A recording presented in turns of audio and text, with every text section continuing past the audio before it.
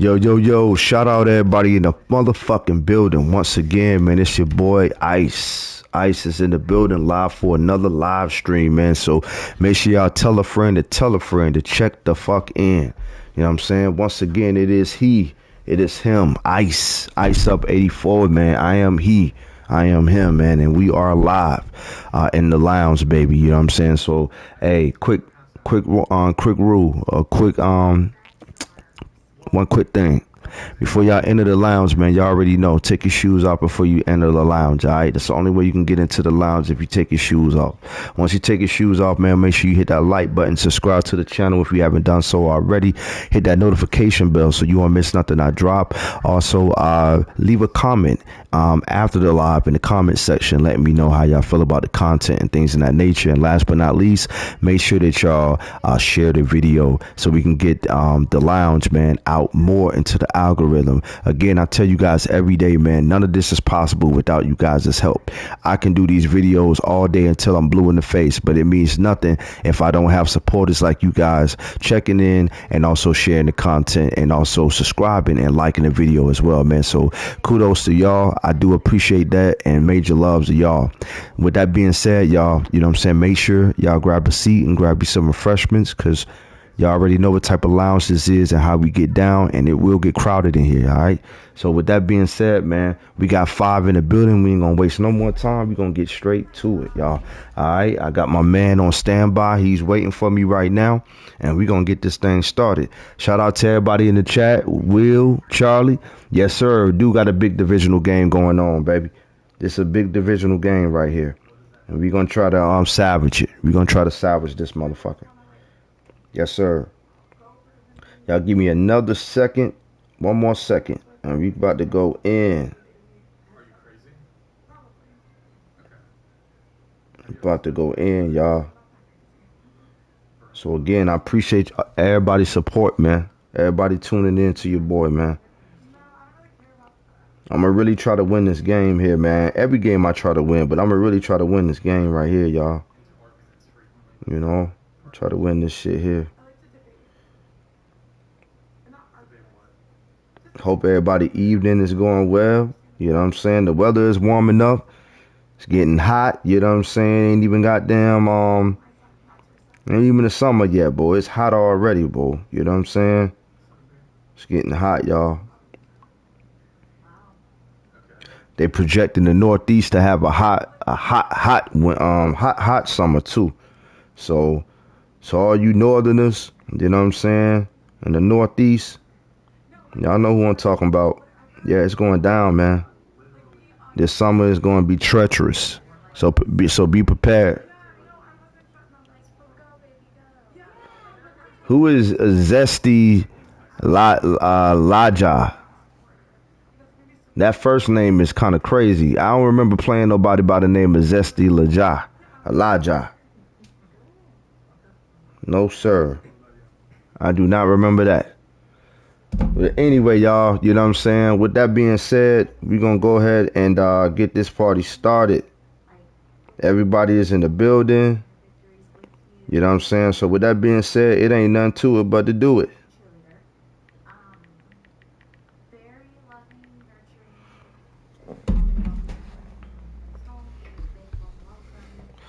Yeah, hell yeah, Charlie. Very zesty.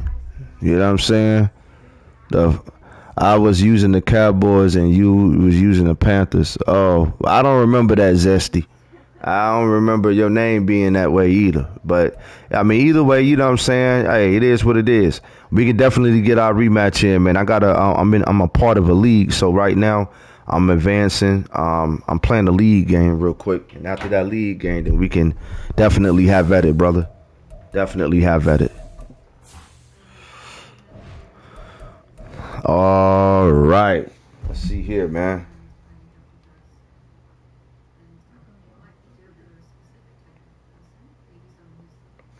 Shout out to why you so serious, man. Shout out to why you so serious on the MI motherfucking C. Here we go, man.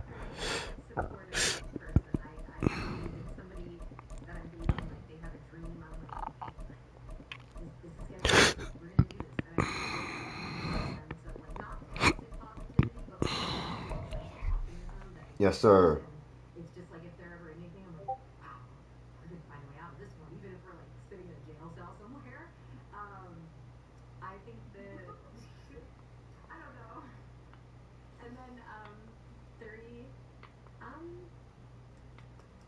I would say I'm very intimate.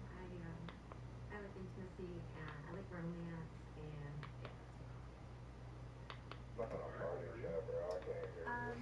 Oh, there you go. I can hear you now. But yeah, I'm live. I was just texting you in the thing that I'm live. So you know what I mean. If I ain't really just talking to you, I'm talking to the crowd too, to the viewers. Yeah, no, it's all good. Yeah, I ain't even got to send that text then. All right, so here we go. Here we go. Let's get it.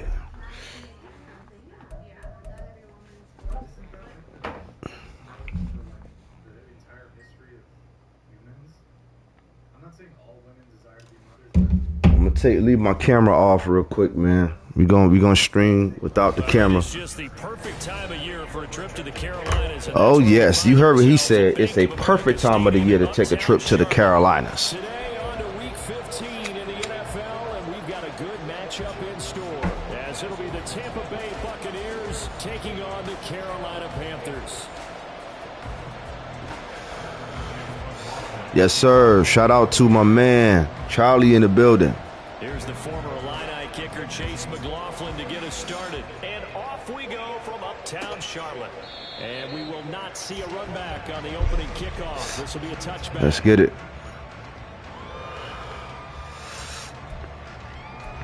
We need to make some noise this game, y'all. We need to make some fucking noise.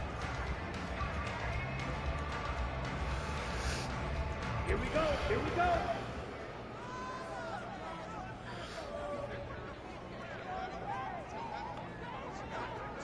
That woman in the back looked like she got to use the bathroom with that thing on her head, that army thing. Like she kind of. It's Young on first down. They'll run the screen with Hubbard. Ooh. Room past the 35. And he'll get this all the way up to the 42-yard line. 17 yards on the game's opening play and a quick first down. And as your game planning as a staff, you go through all the different ways you can neutralize the other guy's pass rushers. Extra linemen, leave a tight end in. Let's get it, baby. Keep pounding. You can do this. A little simple screen pass, and it works to perfection.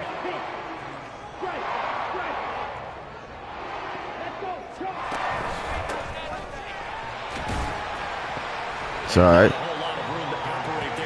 It's all right, baby. I'm feeling good about this game, y'all. I'm feeling good about this game, y'all.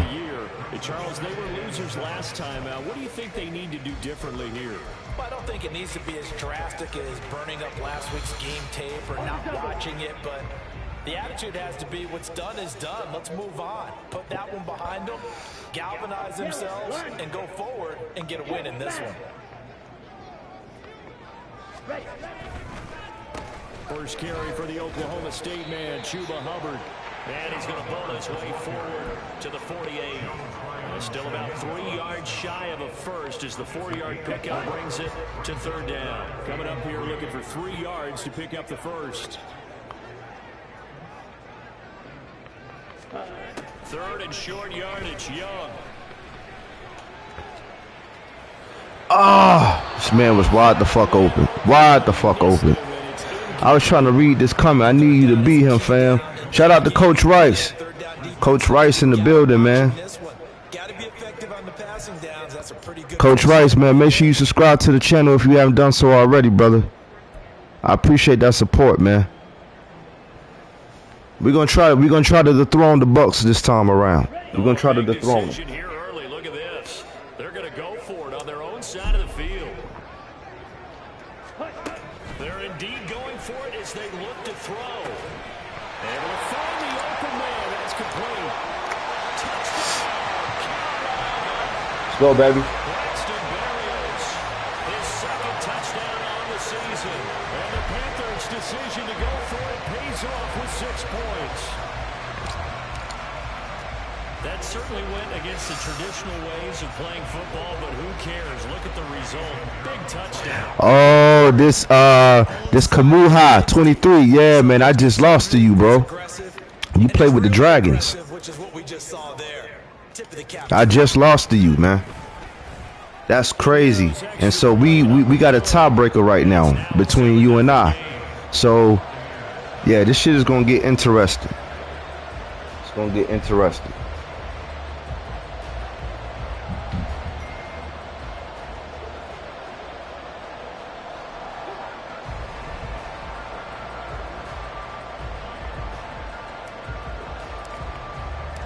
Set now to kick this one away, and off it goes. And no thought to All right, let's play some defense, baby. Let's play some defense. take over at the 25.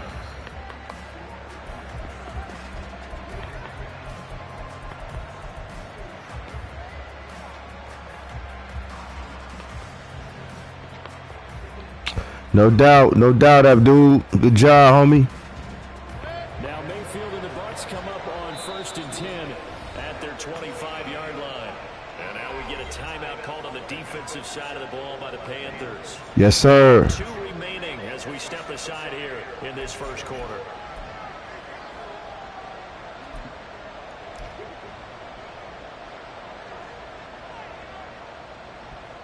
First and 10, and kind of tipping their hand at running the ball. 3 tight ends are out there.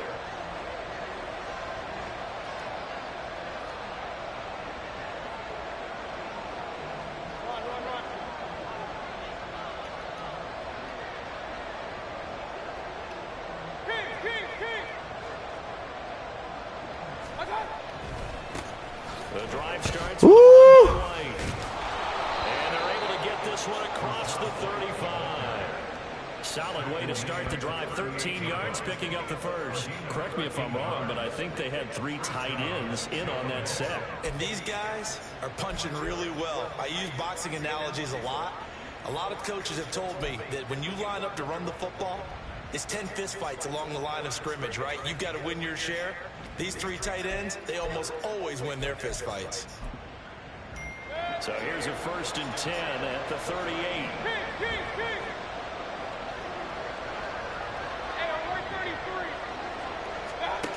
Mayfield.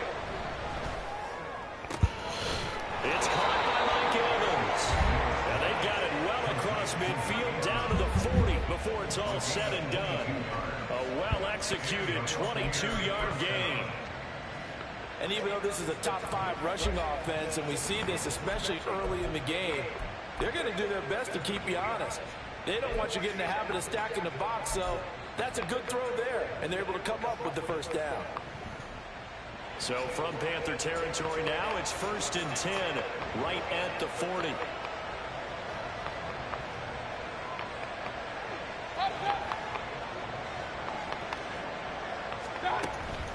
They go play action. Mayfield. Oh, he's thinking. Oh, he caught.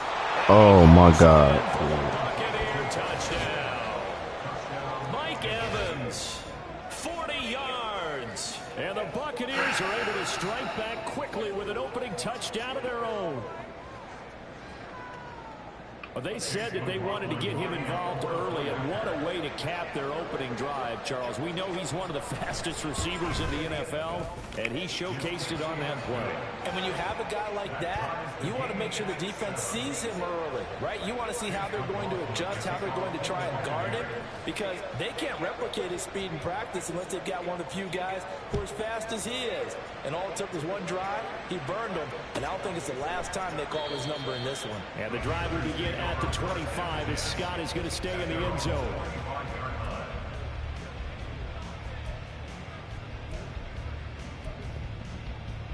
The Panthers out there and ready to begin their next drive. And partner, let me make a quick pivot here. Season winding down. They're number 32 in offense this year. The last in the league. Where do they go? Anywhere and everywhere. But they have to do it with a plan. And I think about Atlanta a bunch of years ago. They decided they wanted to get All right. to be a franchise quarterback. And indeed he is, Matt Ryan. But they had to supplement it. They went free agency, got a running back. That's what's up, Will. Traded back into the first Who won? the same draft to get a left tackle to protect him. Really supplemented that pick, complemented that pick, and went to the playoffs the very next year. Well, maybe they can use that and carbon copy it. First down, go to the ground attack. That's all right. That's all right. That's all right. Behind the line of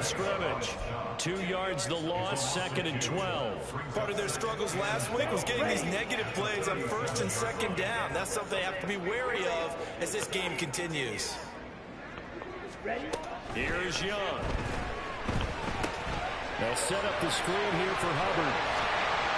And he'll go down right around the 47 this time.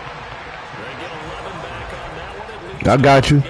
When you run a screen pass really well, you got to like the look of it because so many parts come together to make it work well. The offensive linemen where they're faking people out, the back slipping out there, catching the football, then all of them going together as one unit downfield. A really nice pickup. On 3rd and 1, here's Young. And he'll complete this one to Barrios. And he'll go down inside the 45 before going out of bounds. He had the touchdown earlier. This one's going to get him the first down. I know this may be jumping the gun a little bit, but 7-7, they're flinging it around like crazy. Look at the drive that's going on here. Partner, we may have to start thinking about one of these defenses just holding someone to a field goal and maybe trying to get an advantage that way.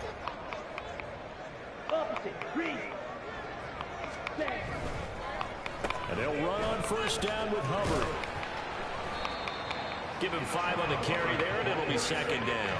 Now, look, that wasn't a huge game, but those are the types of carries I think they were missing in their loss last week. They couldn't get him going on the ground. Did you get the same feeling I did during our meetings, that they kind of regretted that he didn't touch the ball? Absolutely. You know, hey, he should have touched it more last week. They weren't going to make that same mistake, and they've taken care of that early. Now a 2nd down throw for Young. What the fuck was that, bro? Losing yardage back at the 42. It'll be a loss of 2, maybe 3 on the play. And 3rd and 8 now. They'll be in search of 8 yards here as they hope to convert the 1st down. Young on 3rd down. He's got his target. That's complete. And he gets this one inside the 15, just a yard or 2 shy of the 10. Better than a 30-yard gain as we wind down towards 30 seconds left in the quarter. What a first quarter he's been putting together. He scored the touchdown earlier, and he's in phase right out of the gate. Right now, he's playing with such confidence, he doesn't believe that they have an answer for him no matter what they do on defense. And here's another big play to prove his point.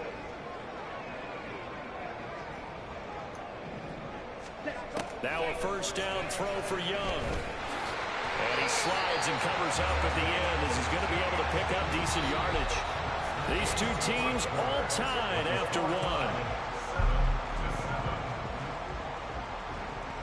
2nd quarter now from Charlotte, and it's the Panthers with the football as they are looking at a 2nd and 5 situation.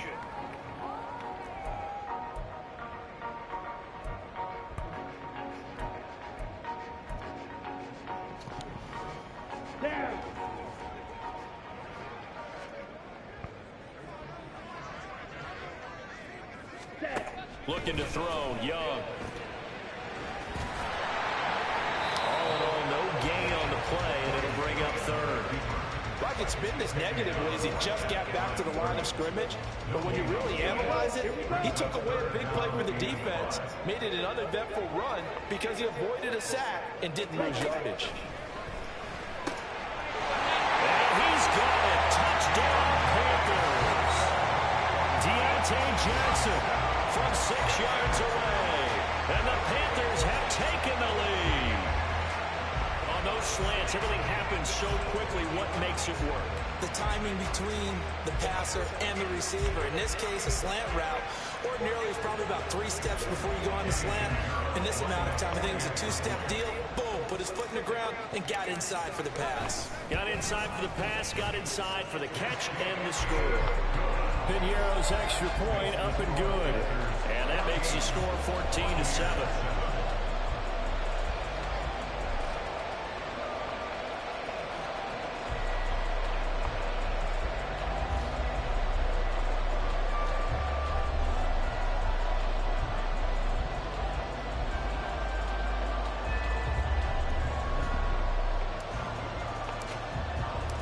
The kickoff unit is out on the field, and they will send this one away.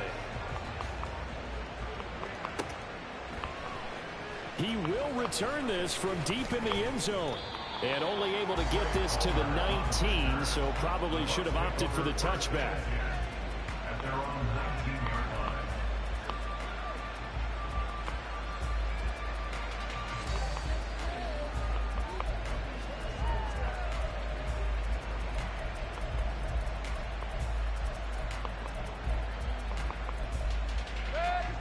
Tampa offense ready to get their drive started.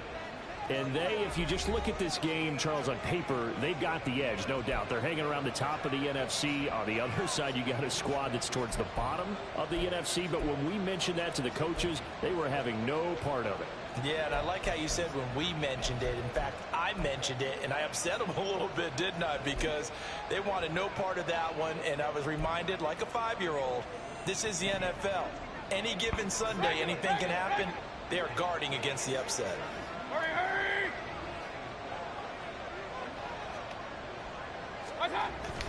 Mayfield on play action. Airing this one out for Evans. And he bats it away, and it falls down incomplete.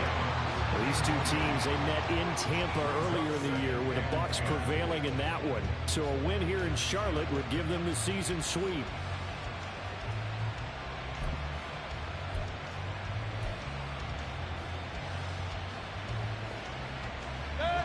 Here's 2nd and 10. Shout out Storm Chaser in the building. Working out of the gun, Mayfield. And his throw here is incomplete. And then folks, just dropping a lot of confidence after the last one ended up as a touchdown. But incompletions on the first 2 throws. Let's get it. Let's get it. They're trying to figure out a big play here on 3rd down to get the momentum going again.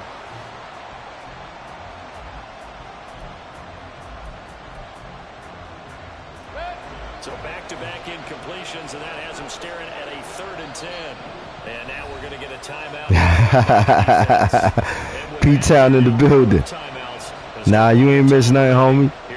You ain't missed nothing. We coolin'.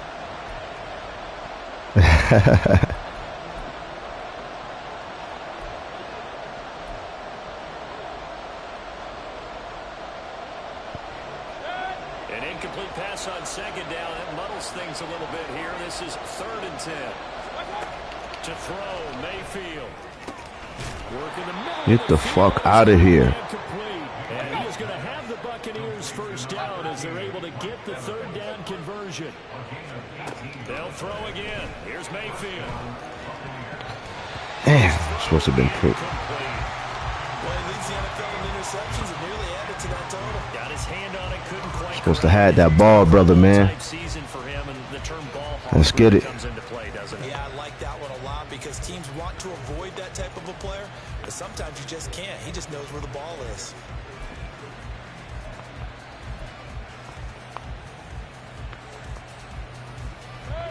Now a 2nd and 10. Run. Mayfield to throw it. Mmm. And he'll get this one to Cooper complete. Yeah, he's going to be out of bounds, but not before he takes it inside the 40. That one covers 24 yards. It's a 1st down. It's a game of matchups, and that's why you take your receivers and move them around a bunch, especially your best guys. And when they work out of the slot, you often hear the coaches talk about how great it is because it gives you a 2-way go. You can break out or you can break in. That makes it hard to defend.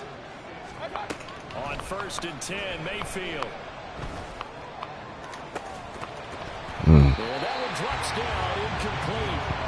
Good coverage there, forced the ball free, and it's 2nd down. Let's get it. Shout out to the 8 in the chat, man. Make sure y'all hit that like button. Subscribe to the channel if y'all haven't done so already. Yes, sir. Let's get it. Credit to the defense forcing that incompletion.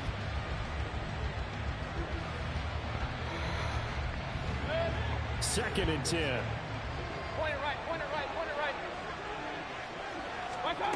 Mayfield looks to throw.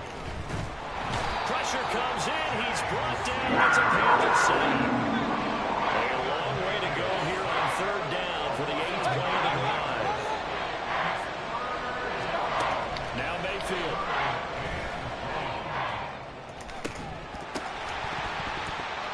And it's incomplete. Took a shot. Couldn't connect. From a defensive perspective, they had exactly what you want anytime they want to throw the football. There's pressure on the quarterback. They were getting after him, and they tightened down on the receivers and forced the incompletion.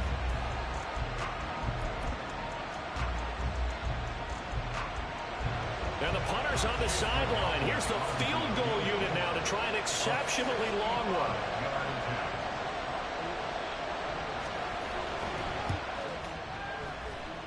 Damn, that shit went straight goddamn through. Wow. Crazy. Crazy. Let's get it, y'all. Setting the record 66, but still from 65 away, one of the longest kicks in league history. And that puts him in elite company in the NFL. Only a few have ever even attempted that, let alone put it through the post. How about his moment? It came together for him, and he delivered. Okay, break. This Carolina offense at the line, ready to go.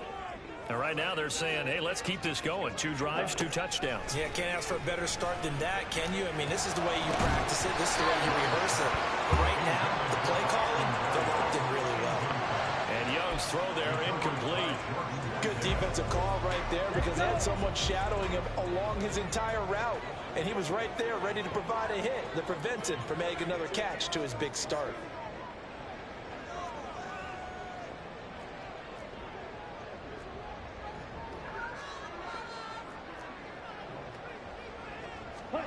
Young. Quick hitter here, it's complete. That helps the completion percentage, but not much else, and now it's 3rd and 10. As a defense, you're more balanced when you're in zone coverage because you're able to keep your eyes on the quarterback and see the play develop in front of you. They're able to keep the quick pass in front of them and stop it right at the line of scrimmage. 22 needles.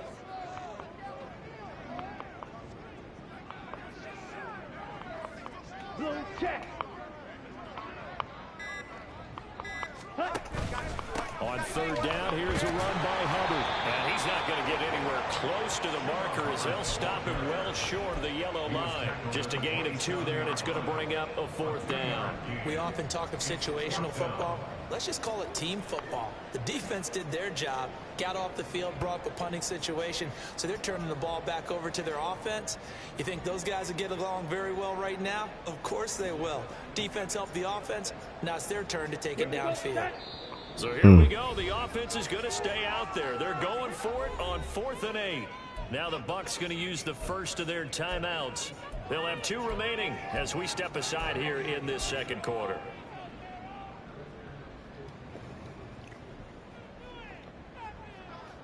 On 4th down, Ryan Stonehouse on to punt. Jamal Agnew is deep to return it.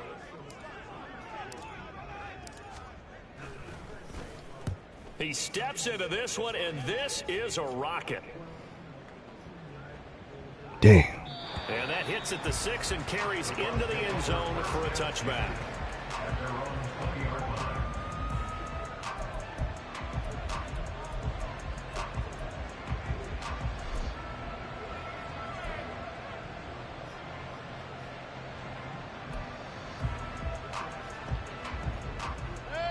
The Bucs offense set to begin their next possession. Last time out, you remember their drive stalled, but thanks to their kicker, booted a long field goal to at least get them 3. Now here they'll try to do better and find the end zone. And in our experience, how much fun is it for coaches to know that they've got a kicker who can nail it from long distance? All right, let's get it. Let's get it. The hard part is, as an offensive play caller, you don't want that in your head too much where you're relying on it, and he goes out and gets the job done for them. But I'm quite sure he would be content to just kick extra points from here on out. Yeah, absolutely no question. I think his teammates would be okay with him just kicking the extra points as well. They go right back to White here on 1st down. 45 yards rushing for him now on just his first 3 carries. Couple of very nice carries to start this drive out. Yeah, 2 first downs. And how about that second one? What a nice run on that particular play. I'm telling you, they're going to start to think that this game is easy if they continue to rip off yardage like this.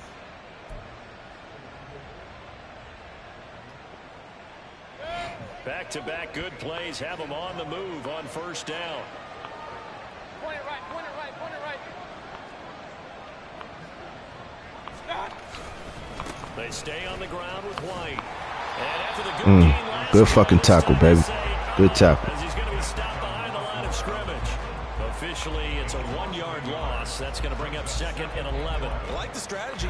Extra tight ends, extra beef. They want to run the football, but that means they probably want to run it inside. If you get strung out on the perimeter, you're in peril. Yeah, we saw the result, negative yardage.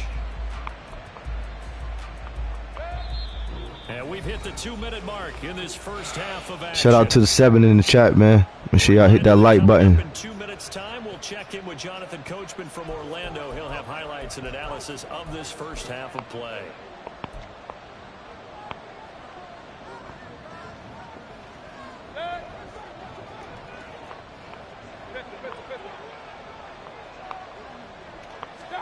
Mayfield now.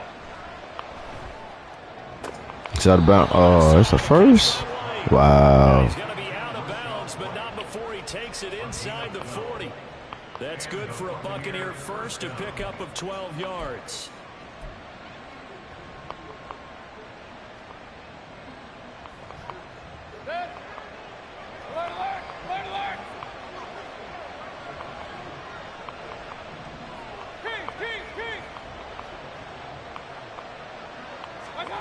From the shotgun, it's Mayfield. Toward the sideline. Wow, he made that too? The toes, and that's going to be a first down. Well done. A very solid gain of 27. Boy, how about the speed with which this offense can get down the field? It's taken them no time at all to get down here, and now they're set up with a 1st and goal.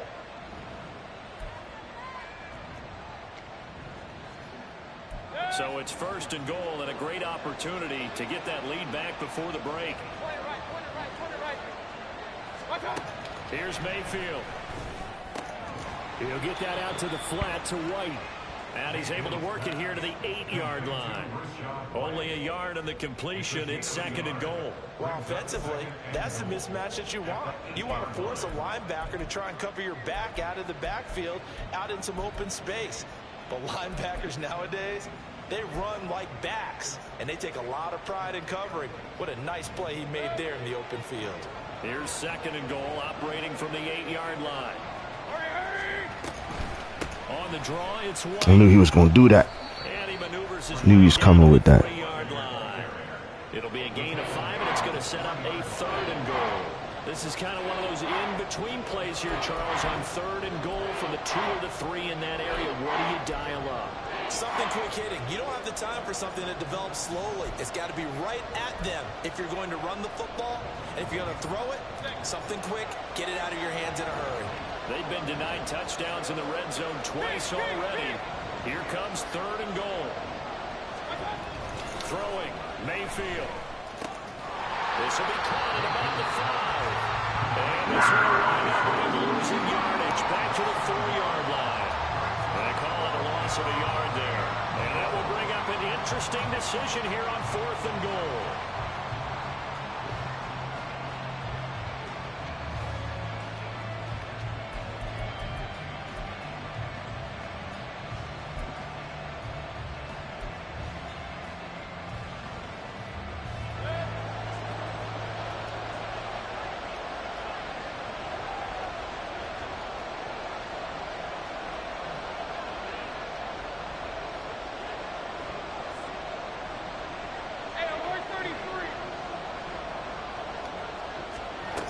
From the gun, Mayfield. All right, rifles one, and that's going to be intercepted. Picked off by the linebacker, C.J. Mosley.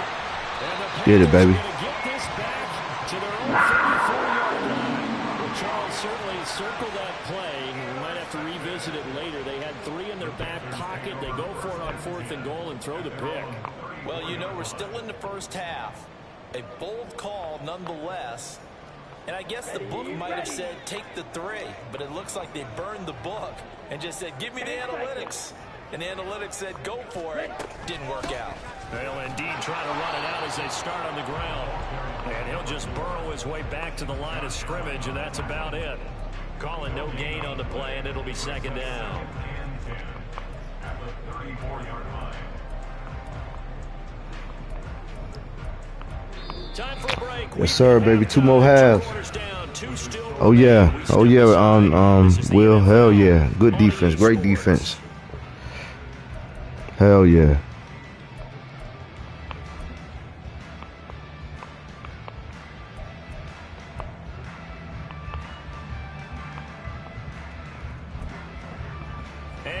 welcome you back now. Alongside Charles Davis, I'm Brandon Gunn, getting set for quarter number 3 here.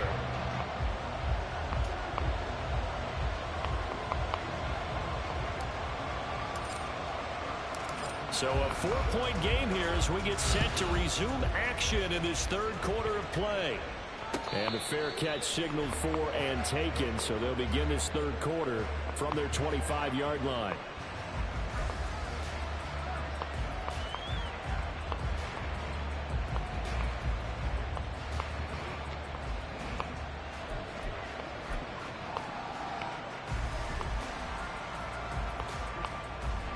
The Tampa offense ready to get their drive started.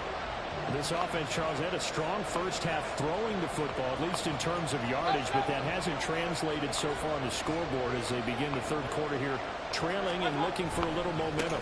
Yeah, you're right about that because, let's face it, in the first half, was in the passing game. How you fucking getting them shits, man? So I would think that at halftime, they're going to anticipate that defense loosening up a little bit to try and cover the passing lanes. They've got to get the running game going, and there should be some gaps to run through now.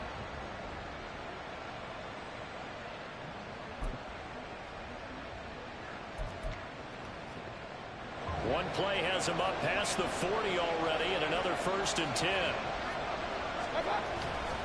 They keep it on the ground. There you go. There we go. That one blown up quickly as he's going to be stopped before he could even get started. It's a loss of 4 on the first down play. Sometimes you get all those big guys down there in one spot, and there's just nowhere to go. And in this case, the defensive tackle used his strength and swallowed him up.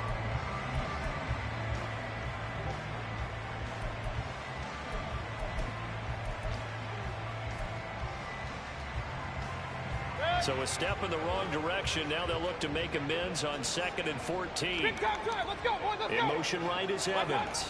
And they're going to give it to him on the Let's fucking go! This one may need to go back to the drawing board. He's going to be swallowed up right away. That second down play nets a -4. That's the danger, Charles, of running plays like this for your wide receiver. They can hit big or they can be duds. Yeah, you're exactly right about that, because if they're forced to try and go around defenders behind the line of scrimmage, sometimes you can give yardage in order to gain it. But in this case, they gave yardage and didn't get it back. 1st and 2nd down were a disaster. Both went backwards. Now it's 3rd and 18. They need something big. Oh. Here's Mayfield running the option right. Get his ass. Gets this Fuck. early to the 44-yard line. Not near enough to keep the drive alive. It's a gain of 11, but they're still well short. It's 4th down. Here comes the Buccaneers punter now, as he's on to punt for the first time this afternoon. This is away and a very good kick, angled for the sidelines. Good fucking kick. His walk, that's the question. He says it crossed out of bounds at about the 17-yard line.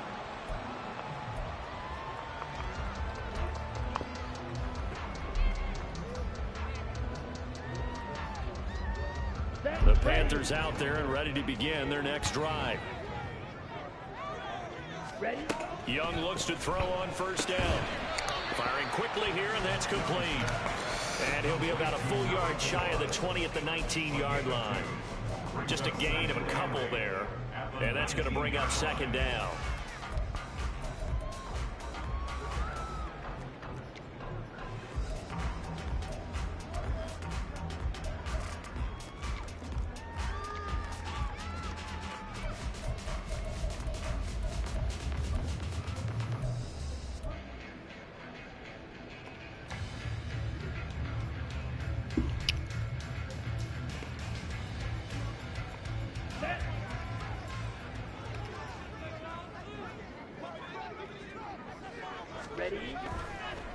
They'll run a draw now with Hubbard.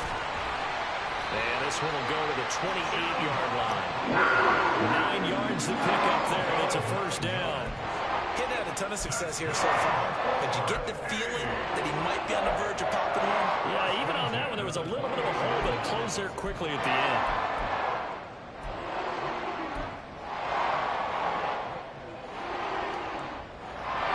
end. Inside 4 minutes to go, third quarter.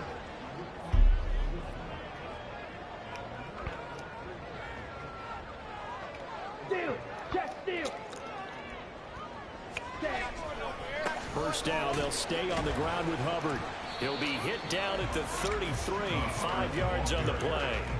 That's a really nice, tough run inside, and they gained 5 yards on it. And to be frank about it, most offenses don't expect to get 5 yards on a play call like that. So when they do, they go back to their huddle with a little pep in their steps. They're starting to think that they're starting to dominate the line of scrimmage.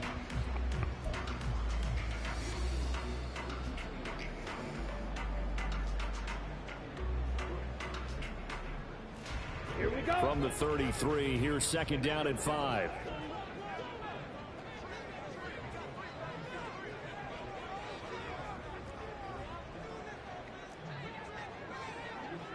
Shot, 17. Young to throw it. 5 yards on the scramble, and that's enough to pick up the first. So here's a 1st and 10 at the 38. And now before this first down play, we're going to get a timeout here. It's just their first, so 2 remaining as they burn one here in this third quarter. Ready up.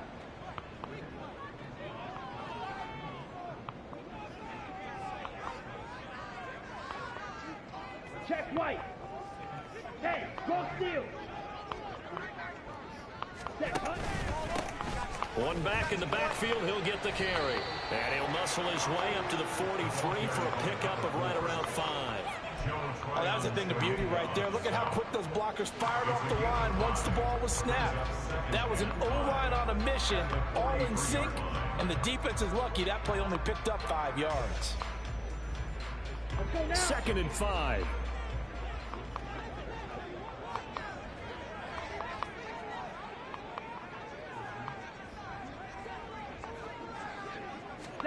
They'll try to throw now. Young got a man. It's Berrios complete.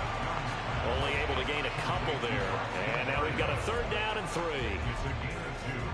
Brings up 3rd and 3.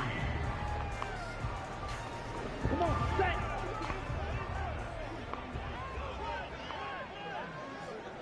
Set. From the shotgun, it's Young. And that is incomplete. Oh, he had a defender right there with him to force that to the ground. And 4th down now coming up. As his old brain remembers, when I see 5 wide receivers on the field as a defender, I know the ball's coming out high. They expected it and got there and popped it free. Ready. 4th down, Young. It's complete. Swings it out to his running back.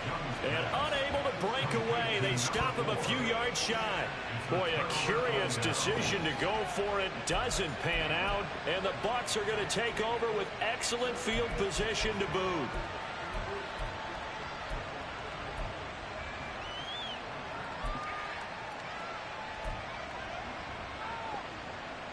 Clock showing 90 seconds to go in the 3rd.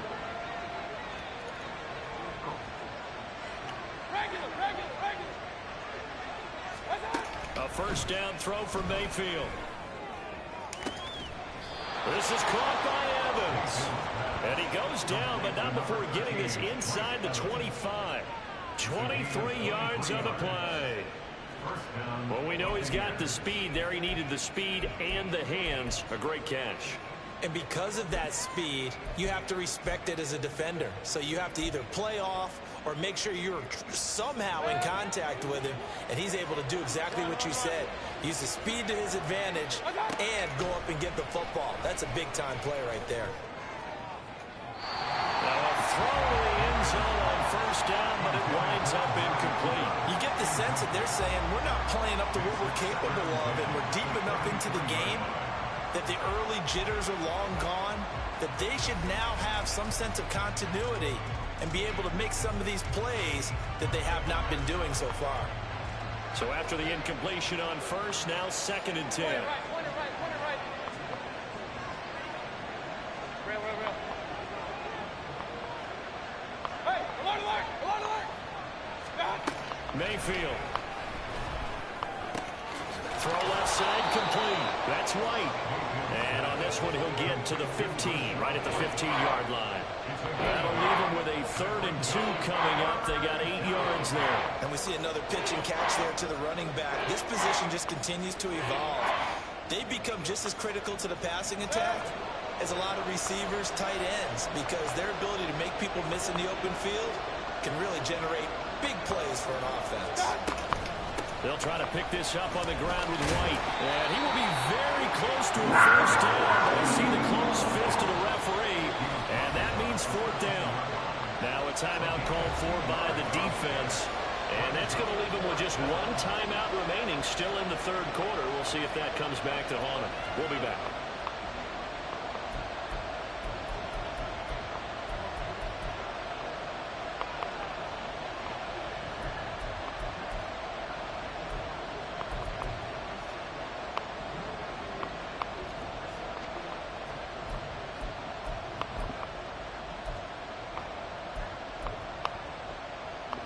The offense here not budging. They're going to fight for it on 4th and inches. They'll run for it. This is White. Oh, fuck. Good shit, bro. He's into the end zone for a Tampa Bay touchdown. Rashad White, his 12th rushing touchdown of the year. And the Bucs have taken the lead here in the final seconds of the third quarter. So they only needed a couple of feet there on 4th down, but they got more than that and then some as he takes this into the end zone. And I love Sorry, we good, baby. We got a whole another fourth quarter to go. Whole another fourth quarter. No problem. Let's go ahead and get the rest of it. Finish it off in the end. Good shit. Good shit. 3-point game, baby. 3-point game. Extra point by McLaughlin is up and good. And it's now 17-14. Following the touchdown, here's McLaughlin to kick off. And the drive will begin at the 25 as Scott is going to stay in the end zone.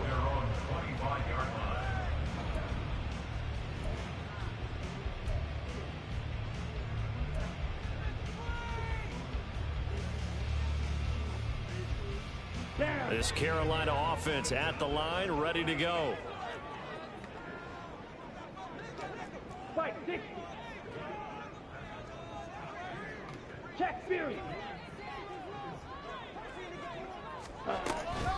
They'll start on the ground here on first down. And not much to speak of. Call it a 1-yard gain up to the 26. We're off to the fourth quarter here in Week 15. Happy holidays to all. You're watching. Yes, sir. Let's go. Let's go. Let's go. On EA Sports. 7 minutes, baby. 7 minutes. Back now in Charlotte. It's been a very hotly contested game to this point. Just a field goal. Come down to this, baby. Come down to this. The last play got just a yard. Here's 2nd and 9 from the 26. Now here's Young. And he'll slide to a halt here. Still a little shy of the first down marker. Give him 7 there on the tuck and run, and they're in better shape now for 3rd.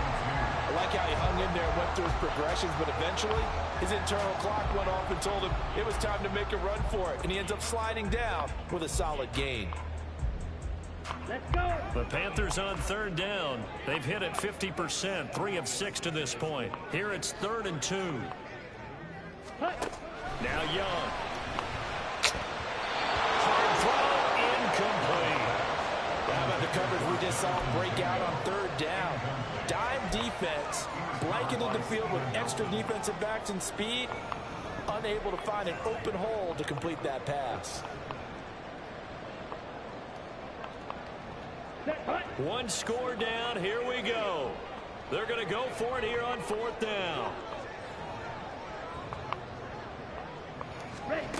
As expected, they're going for it to keep the drive alive. Oh, Young loses it. And this is going to be recovered by a member of the offense, but whistles come in. Remember, on 4th down, that becomes a dead ball if anyone other than the fumbler himself recovers. So it'll come back to the spot of the fumble, and that will mean that's going to wind up being a turnover. Yeah, man. Blown coverage, man. Them boys ain't blocked. Hubert ain't blocked. No, none of that shit, man. That's crazy, dude. It ain't over yet, though. It ain't over yet.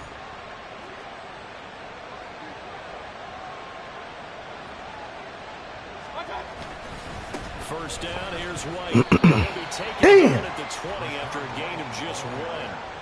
Run blitz there defensively, something we might see more of here in the fourth quarter. I think we'll see a lot of it, and the difference between that and a pass blitz, you're trying to get to the quarterback. You're trying to scheme someone open who will get to the QB and make sure he gets on the ground. In a run blitz, you're actually trying to cover up gaps, trying to cover up holes so they can't run the football. Now 2nd and 9.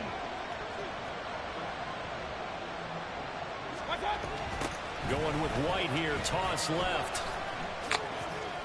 Gets around him, and he takes it down to the 10-yard line. 98 yards rushing for him so far as his terrific season continues here. That gives him 98 yards in this game, and he's got to feel pretty good about that, but the entire offense does. The big thing, though, Brandon, they've got to get to 100, though. You think he knows he's at 98? I think someone has told him by now, and here's the thing. Getting to 100 or more is tangible evidence that you've had a nice day running the football, and that's what his offensive line wants for him and for themselves. On the toss, here's White. This will be stopped about 2 yards shy of the marker. 8-yard gain, 2nd and 2. If you can keep getting gains like that, Charles, with the lead here in the fourth quarter, I mean, keep running it, right? No doubt about it, but what the offense coordinator has to do is understand they're going to continue to stack the line of scrimmage. What runs do you have in your arsenal that'll work against a stacked box and continue to move the ball? 2 yards to go, 2nd down.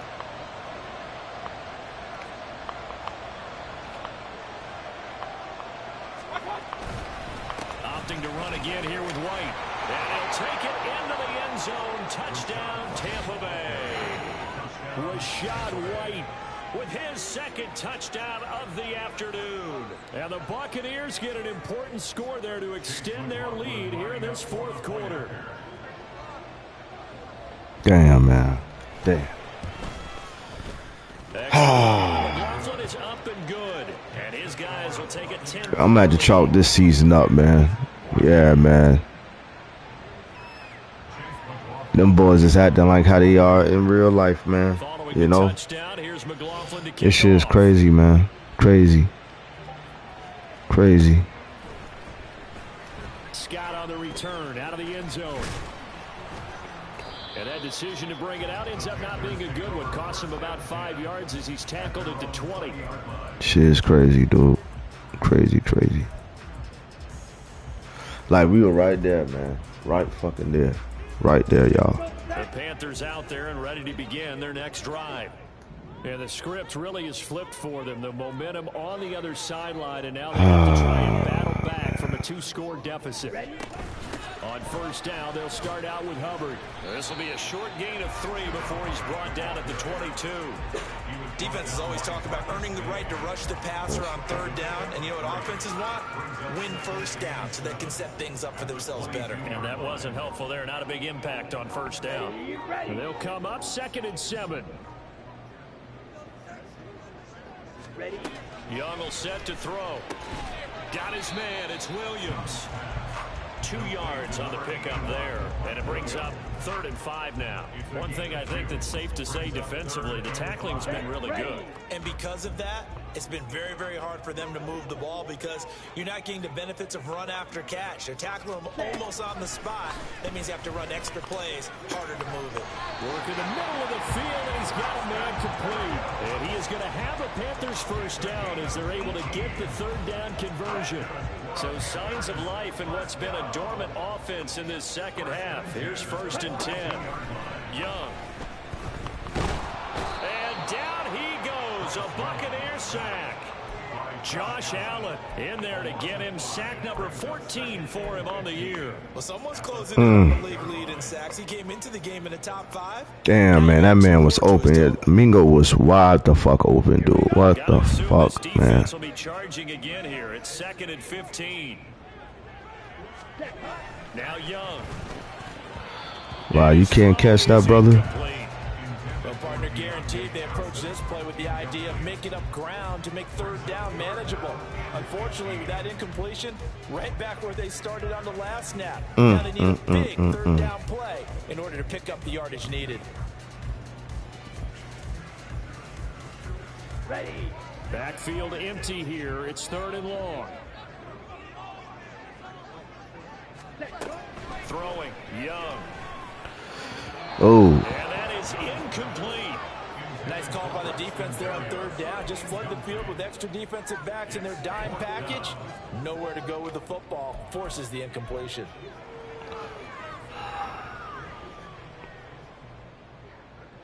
Let's go now. All right, they're going to try and keep hope alive here on 4th down. They're going for it. Max. Got to try it here. He's back to throw. And this is man. And that should do it. Picked off by Jamel Dean. And he's going to take this one back to the 37-yard line. Well, I guess an interception at this point on 4th down is just as bad as an incomplete pass. Either way, the ball goes over the other side. Damn. Yeah, it's a tough spot to be in this late in the game, and there's not a whole lot he could do there. And he winds up giving the ball away. Hey, shout out to the Buccaneers, man. Hey, good game, bro. 1st and 10, and they've got 3 tight ends out there. A jumbo package look.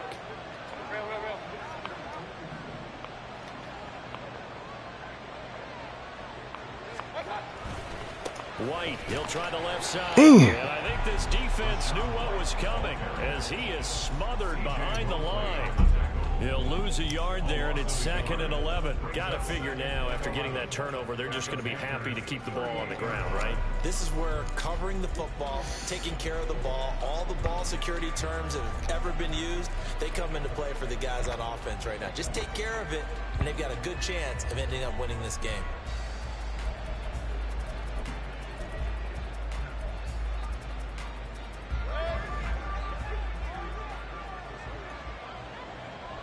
Two minutes left to play in this football game here on EA Sports.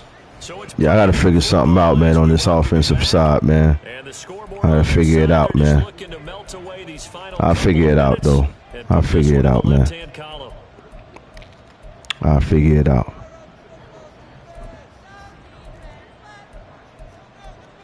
You'd have to think likely another running play coming here. 2nd and 11. He's going to get it again. Just looking to get forward and protect the Dude, wow, this man got behind the whole team and scored. Wow. No way. His 3rd touchdown of the game, number 19. Is up and good. And that'll make this a 3-score game now. The lead moves to 17. 17 fucking point game when it was just, I was just in the lead, y'all. Just in the Following lead. the touchdown, here's McLaughlin to kick off. And they will not Just get in a the chance lead, to man. return this one as it's Hey, 3 shout out to the minutes 12 over in the for chat, man. Make sure y'all hit the like button, man, as y'all come into the building, man. Subscribe to the channel, man. Yeah, I'm gonna have to chalk this lead. I'm gonna have to chalk this this season up, man. This season is done, y'all. Season done.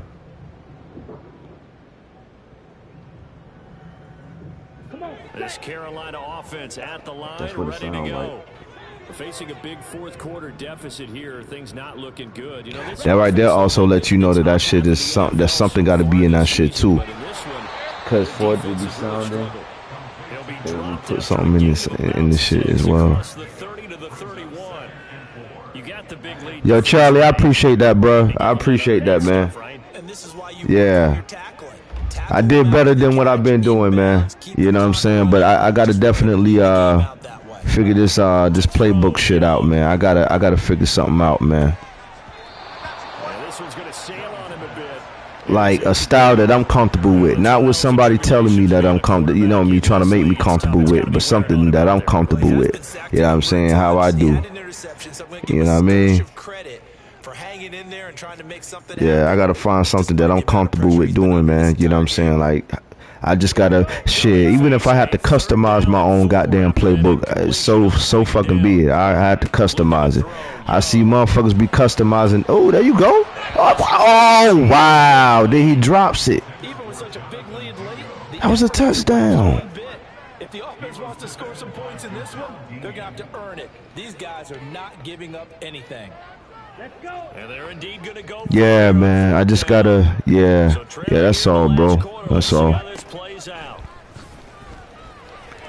Ah, put the ball right in his fucker hands. Right in his hands, yo. And a return across midfield into the 46-yard line. And that pretty much has been the storyline, Charles. This defense, they seem to be one step ahead from the start of the game until now. And you identified it perfectly. Yeah, I gotta find my niche. You know what I'm saying? What I like to do. Like I say, even if I gotta customize my own playbook, you know what I'm saying? So be it. You know what I'm saying? But just a list of plays that I'm comfortable with. You know what I'm saying? And yeah, you know what I'm saying? So Will, you know, I hear you, homie. I hear you. I hear you. So instead I hear you. Mayfield's going to throw it here. Ah, that's supposed to have been picked, bro. Come on, man. Falls incomplete. They geared up and took the deep shot downfield, but it turned out it wasn't one-on-one coverage. Extra defenders in the area, and that one winds up incomplete. Hey, just know, though, I'll be back. I will be back. This league has not seen the last of Ice. Iceup, I can tell you that right now. See, why you couldn't did that earlier? If you had did that earlier on that 65 down yarder, sir, I might would have had a chance. If you had to shrink that 65 yarder the way you did that, I might have had a chance. That shouldn't harm them at all.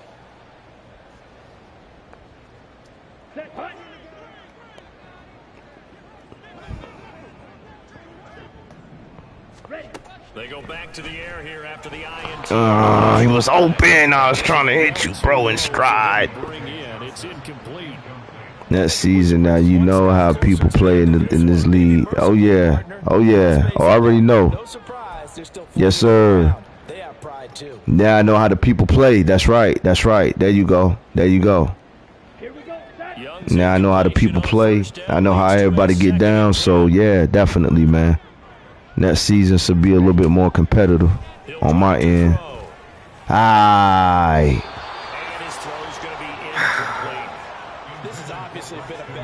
But I don't feel too bad though, because I'm seeing a lot of people in the league with a lot of losing records. You know what I'm saying? So I'm not feeling too bad, y'all. You know what I mean? It's a lot of teams with a lot of losing records. Like, look at the Chiefs at the bottom. Them boys is 4-9. What is going on? You know?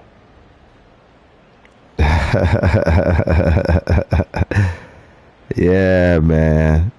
It's crazy. It's crazy. I'm seeing a lot of records that are you know what I mean, that are not winning records, but you know, it is what it is. It is what it is. And the dudes with the good records, them motherfuckers, yeah, they nice. I know they nice. It is what it is, man. A lot of folks with a lot of time on their hands to get real good. Hey, Charlie, that's what it is, man. That's what it is. Yeah, I ain't got that much time in the world to be spending that much, on these games, man, Oh yeah, but I like to do it though. I like to do it. It's just a challenge, man. It's one thing about me. I love a challenge, man. I love a challenge. Yeah. Oh yeah. Yeah. Fuck. And he takes a shot on the release as this will be incomplete. We've seen this quite a few I definitely love the challenge, man. Yes, sir. Ah, man. One of the reasons they're down is that inability, though, to stop the pressure. We saw another example of it there.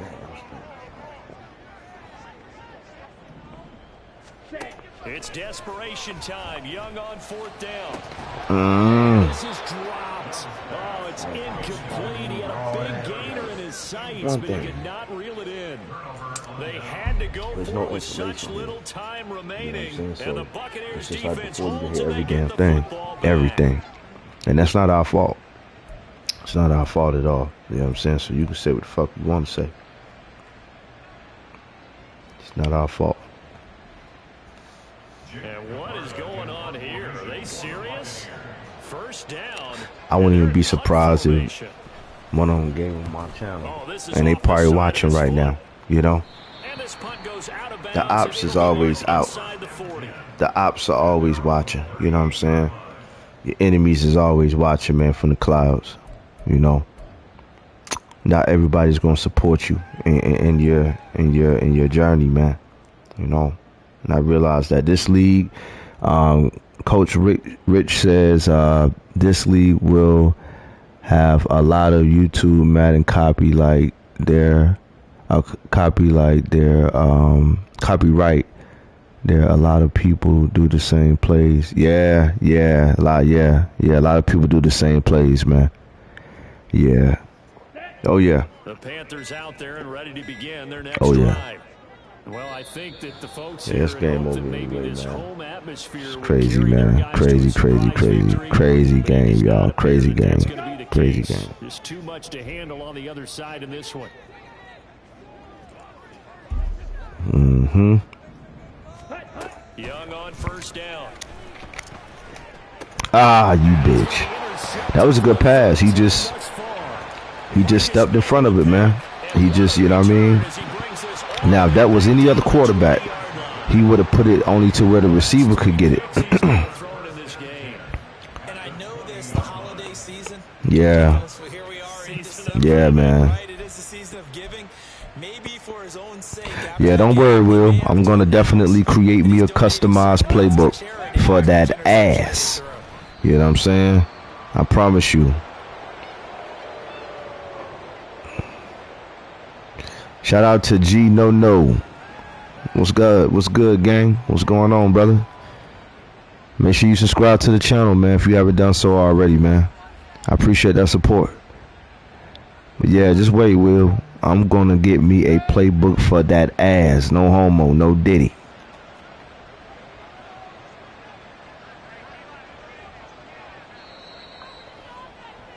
Even if I gotta customize it. Shout out to the Bucks, man. Again, bro, good game, man. Good game.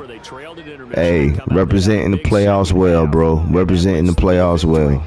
Cause you on your way. You're sitting pretty in first place right now. You know what the best adjustments usually are? It's just executing better. Represent the NFC South well, homie. Often still holds. You don't have to make wholesale changes. You just have to do it a little bit. Wow.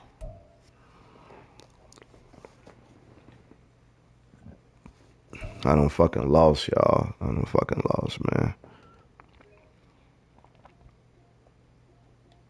Yeah, likewise, Coach Rich, man. You too, bro. Take it easy, man. Actually, hold on. Let me leave this camera off real quick because I gotta make a few changes real quick. When you stick to your plays, you can go through read progressions. Yeah. Oh, trust and believe, bro. Trust and believe. Will, I'm definitely gonna create one day, you know, when I got the time, you know what I'm saying? Gonna be no time right now. But when I got the time, I'm gonna definitely sit down at this motherfucker and I'm gonna definitely create me a playbook. You know what I'm saying? A customized playbook. And that bitch is gonna be stacked with motherfucking plays. Stacked with plays that I like, and you know what I'm saying? You know, yeah, it's gonna have a mixture of motherfucking plays, you know what I'm saying? For sure. Make this shit entertaining again. Let's see here, man. Well, we got Bulls coming up though.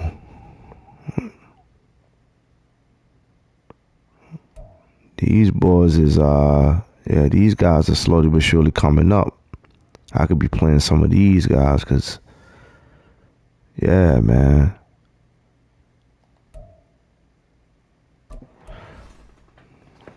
Michael Pierce, man. I ain't heard from your ass all goddamn season. You just been taking up goddamn space.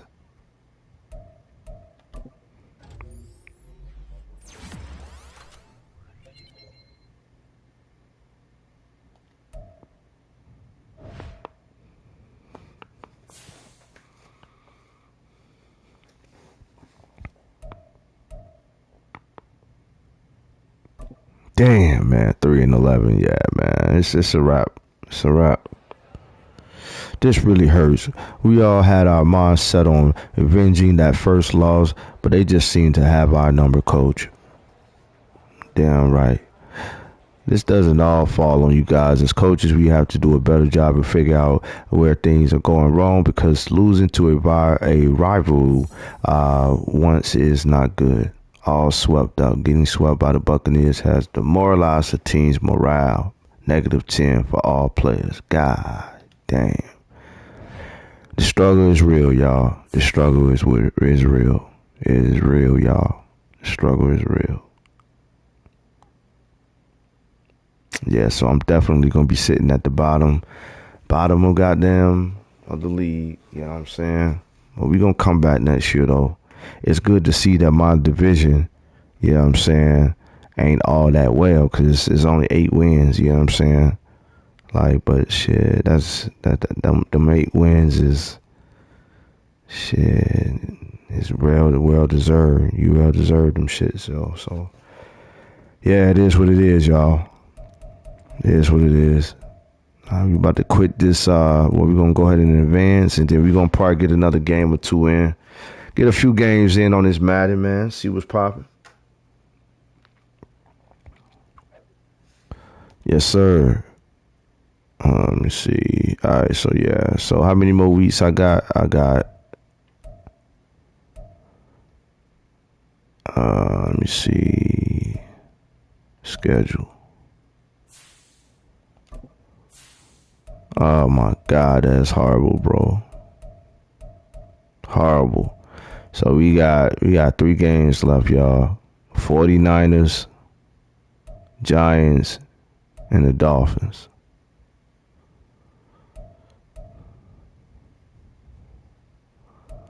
'49ers, Giants, and the Dolphins.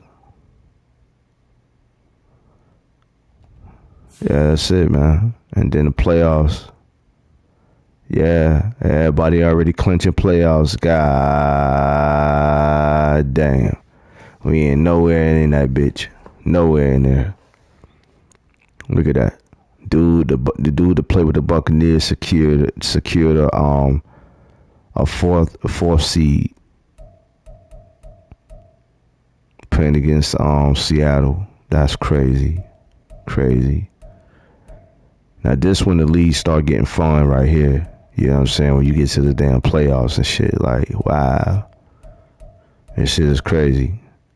But nevertheless, see, the playoffs ain't the playoffs without the Panthers in it. See, if you don't see that Panther logo in the playoffs, man, playoffs ain't hitting on shit, man. Last few times the Panthers been in the playoffs, boy, we be shocking the world. We shocked the world. You know what I mean? But get used to that logo being in the playoffs this year, because we definitely gonna be in the playoffs this year. We're gonna be in the playoffs this year. Believe that. And once you know what they say, once you get in, anything can happen. Anything can fucking happen. Alright, here we go, man. Yeah, man. So with that said, man, who's out there trying to get a game in, man? Let's get it. Whoever's up the deck, send that request, man. Let's get it.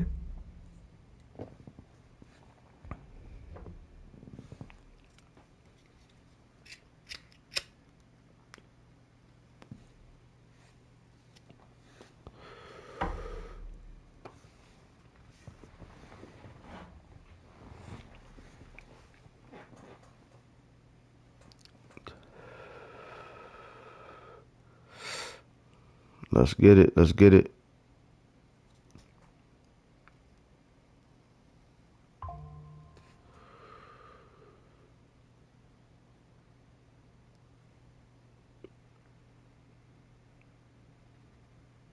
Oh, you in the game? Oh, shit. Go ahead and play your game, Charlie. Shit. You know what? Let me just go ahead and I'm gonna go ahead and just start up a game. I start up a game since nobody trying to get active. I'll start up a game, and then yeah, we'll go from there.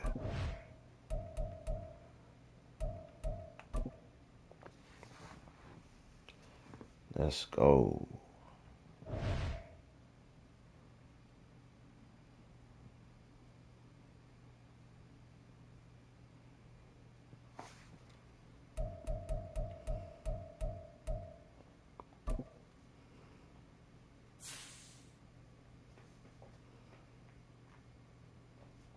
All right, Charlie.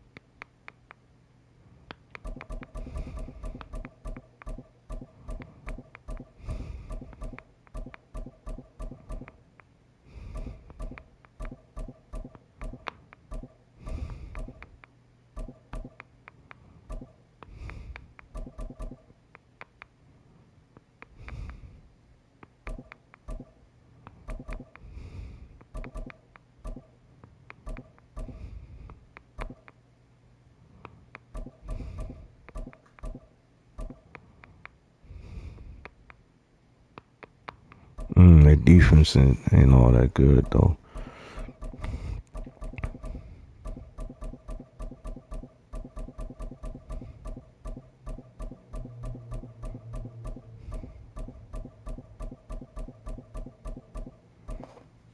Damn, them boys got the highest ranked defense on here. The Niners.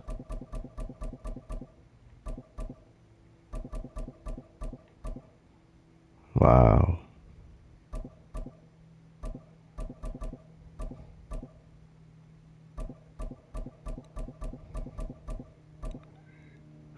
Wow, them boys got 88 defense. Get the fuck out of here.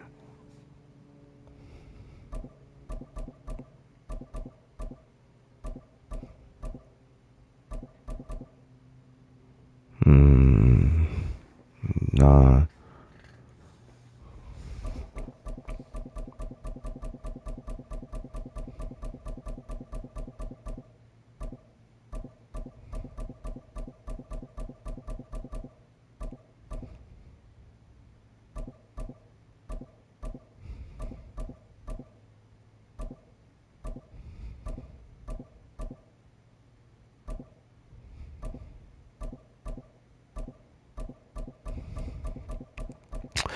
Hey, you know what, man?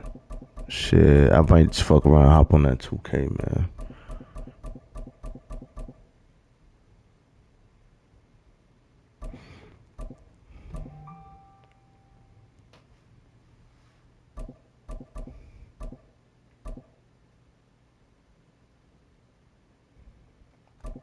Fucking come Green Bay.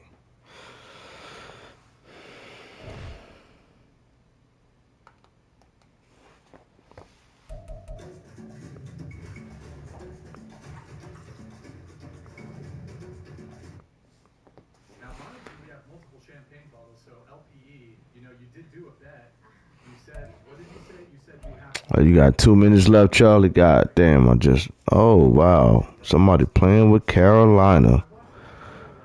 How sweet it is.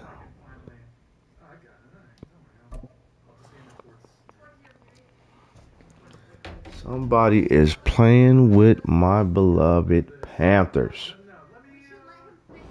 The NFL on EA Sports brings us to North Carolina and Bank of America Stadium here in Charlotte. Today we've got an NFC matchup on tap, as it'll be the Green Bay Packers taking on the Carolina Panthers.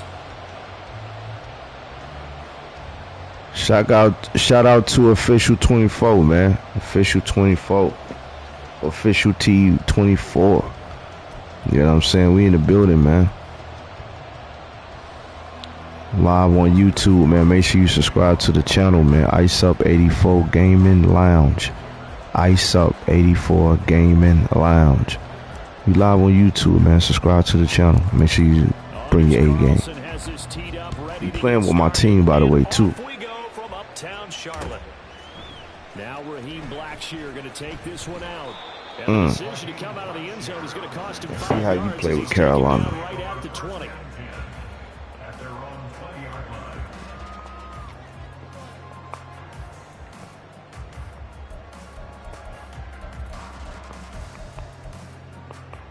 Damn, I picked the wrong fucking damn thing, man. Ready. I picked the wrong playbook and all. And they'll start on the ground with Hubbard. And he'll go down at the 26, following a gain of 6. A quick burst there, and he nicely bit off a pretty decent gain.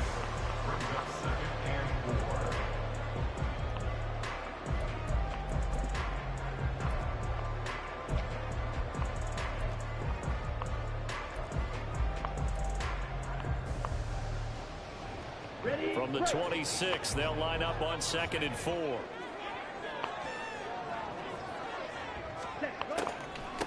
Right back to Hubbard. And tackled down after a gain of 3. Leaves him with 1 yard to go on 3rd down. And that's some good tackling there to keep him short of that yellow line. Yeah, defensively, all I'm thinking is that on that play, get me to 3rd down. Get me into a position where I can make one more play and get my defense off the field. And just play number 3 here on the opening drive, and it's an early 3rd and 1. They'll try and run for this with Hubbard. Shreds him with a stiff arm. This is going to be a Panthers first down as he's able to get this out past the 40. 3rd and short, so didn't need much, but got a little extra on the backside. Nice run. Chewed up the yardage, didn't he? To me, that was offensive line with leverage, good blocking angles, taking on a stacked defensive front. And once they chopped that little hole in the beginning, he took it and rambled. And just the 3rd play from scrimmage, wanted to avoid the 3 and out and did just that.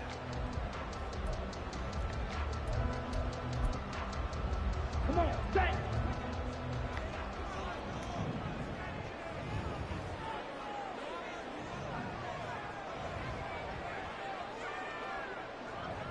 Ready. And they'll run on 1st down with Hubbard. And not much there at all. Maybe a yard up to the 43. Oh, there's plenty of traffic waiting for him up the middle. But give him credit, he tried barreling through anyway. They're fortunate to get a yard out of that one.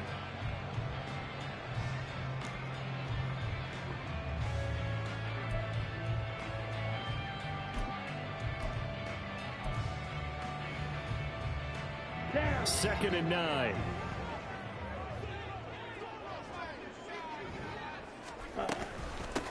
Miles Sanders first carry of the game. guys. And a good burst there gets him 7 up to midfield. And after that type of a run, there's some talking going on down on the field, but it's not trash talking. The guy who just carried the ball, he's going back and telling his offensive line, great job, keep it up, and we'll break that one soon.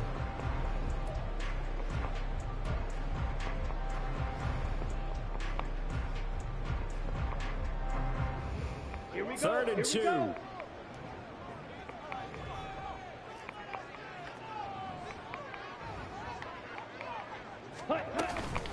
A give up the middle, Hubbard. And he's got the 1st down yardage there as he takes it just across midfield. 3rd and 2, right? So this is a situation where low man has got to win at the line of scrimmage, but it's not just the low man winning. It's the low man who's winning with some force, and they had that to pick up the first down. Barely picking it up, but they did.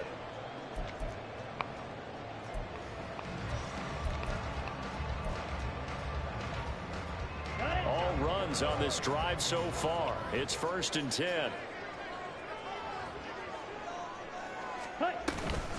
And they'll go again here with Hubbard. And down to the 44, 5 yards that time. If you're a coach, you'll absolutely take that run every time on first down because it really sets you up to go in a number of directions here on second.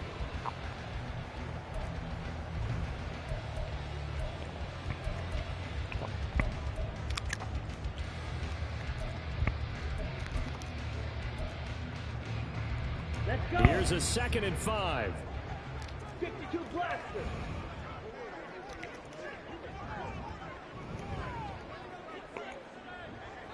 Ready. Straight ahead with Hubbard. Looking for a seam, but finding none. He'll get back to the line of scrimmage, and that's it. No gain on the play there, so they're left with a 3rd down and 6. And as a defensive end, getting off the ball quickly, swarming to the football, making a tackle, that's what we saw right there. Yeah, that's what their job is, and really a lot of the time they have to throttle back a little bit in the run game because you know those defensive ends, they're like in a sprinter stance. They're just headed straight for the quarterback. That was good recognition on that play to hold them to no gain. Ready. Young on 3rd down. And that is incomplete. They converted twice on 3rd down that drive already, but couldn't make it a 3rd. We always talk about in-game adjustments. How about what the defense did there, able to shut them down on that attempt?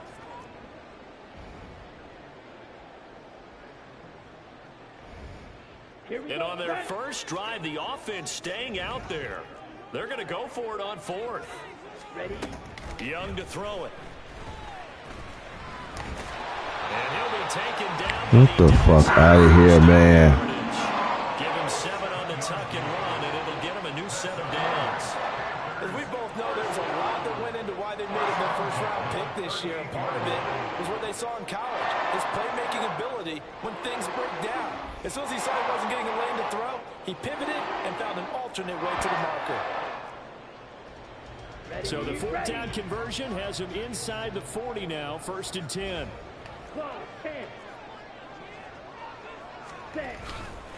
A give running right, it's Hubbard. Wow, this man just ran the ball That'll whole bring up goddamn 2nd down. time, man. Kenny Clark, the big D tackle there to make the stop. Brings up 2nd and 7. What the fuck is wrong with this bitch? Like, she drunk or something?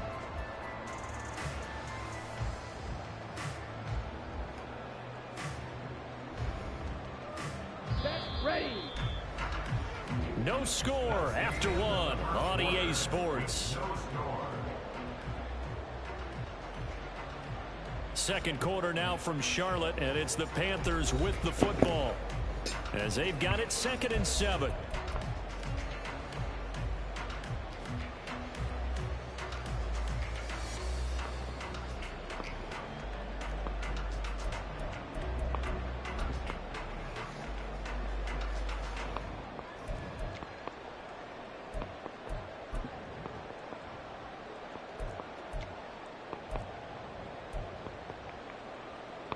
On the ready.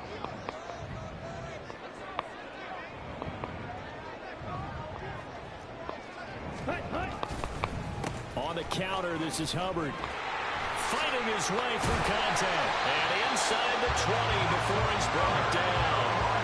47 yards rushing for him already. A terrific opening drive on the ground, and it's a 1st down.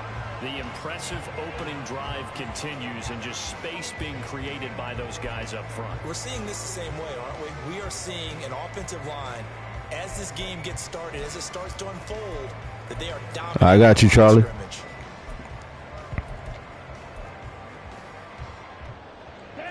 So here's a 1st and 10 now, down inside the 20.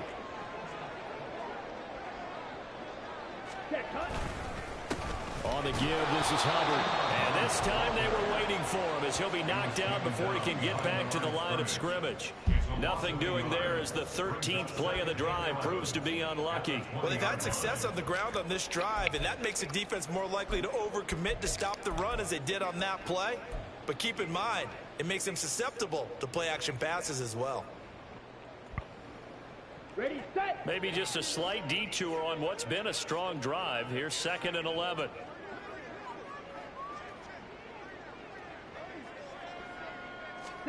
Young now. Oh, it's intercepted. A drive killer there. Picked off by Jair Alexander. And the Packers will have the football as this is taken up past the 30. Well, Brandon, as they say in popular culture, this one's going to leave a mark because they can see the end zone, but it'll stay out of reach because of their error. All their offensive teammates have to get with the quarterback right now, offer a little bit of encouragement because what's done is done. Let's get them next time out.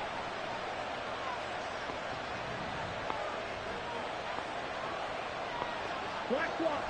Set. Now the man from UTEP, this is Aaron Jones. And he'll scratch out only about a yard up to the 32. That felt like a trap because it looked to me like the opposing front was on that play from the get-go. They had everyone crashing the ball carrier before he even made the line, and they hold him to just a yard.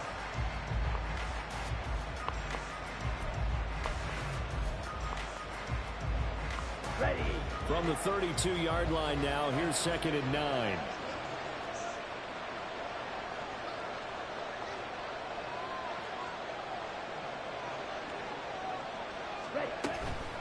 Now the toss to Jones, running right. And he is met in his tracks behind the line of scrimmage. They wind up losing a couple there, so they go behind the original line of scrimmage, and now 3rd and 11 coming up. It'll be real interesting to take a look at this play later because on this pitch toss play, I get the sense that he just followed the pulling guard or the pulling offensive lineman through that hole and spilled this play early. Yeah, because he didn't even get to the outer third of the field. He was tackled in the middle third. Yeah, when you talk about a pitch or a toss tackled there, that means they read it fast and diagnosed it and knocked him down in a hurry.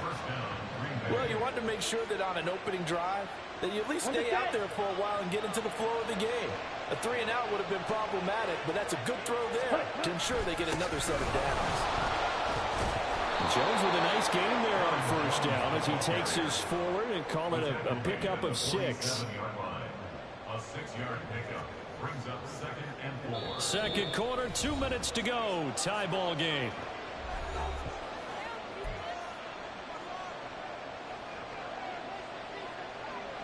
On the double. Ball on the 47-yard line. Here's a 2nd and 4. On the ball. On the ball. Love now. This one swung out here to Jones. And he's got this down a yard or 2 shy of the 40 before he's out of bounds. A gain of 5, good enough for the 1st down. Packers. Down.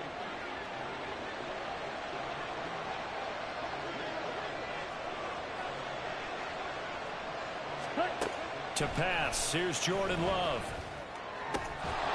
And it is incomplete. Oh, the coverage a little too good there, and it's 2nd down. This defense not going to make it Good easy defense. for you. They're a physical group, and we just saw it there on that play. It came in, made the contact, just as he's trying to haul it in. Here we go. Here now is 2nd and 10, again from the 41.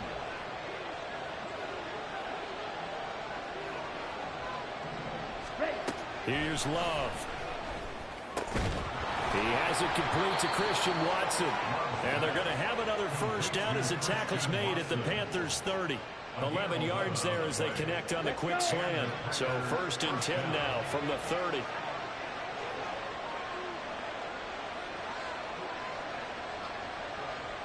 Ready. Going back to Love. And he whips that one incomplete there. Well, they've been back on their heels a little bit here on this drive, but a chance to exhale just a little bit there with incompletion on 1st down. Now they have to gear up, try and get 2 more stops, and escape this drive. So now 2nd and 10 after the incompletion on 1st down.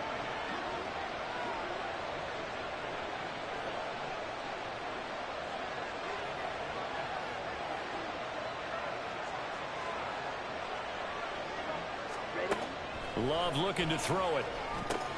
Setting up the screen here, Aaron Jones. And they'll be inside the 25 now at the 24. They get 6. That'll leave them with 3rd and 4.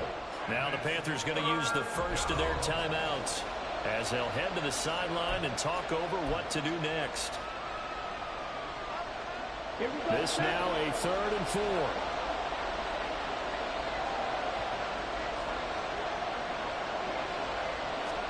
They will throw again here with Jordan Love. Able to find the open man. That's complete. That woman look like a demon, boy, with that scarf on her head. And this chick in the background look like a little. It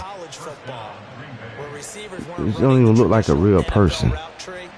One thing they did learn: find open areas, find soft spots, and set up and catch the ball. And I think we just saw that there. Yeah, we saw that indeed, picking up the first. Could we get a touchdown in this first half after all? It's 1st and 10.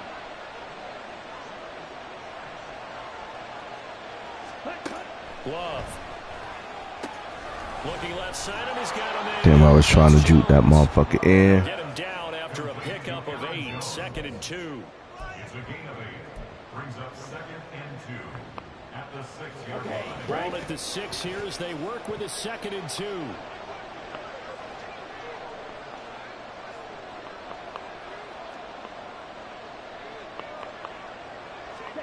Final play of the half. Love. To the end zone, but it's incomplete. That's already the 3rd time they've looked his way on this opening drive. He's caught 1 of the 3. That doesn't mean they won't continue to go in that direction. It feels like they think they've got something good going there, and they think those numbers are going to increase.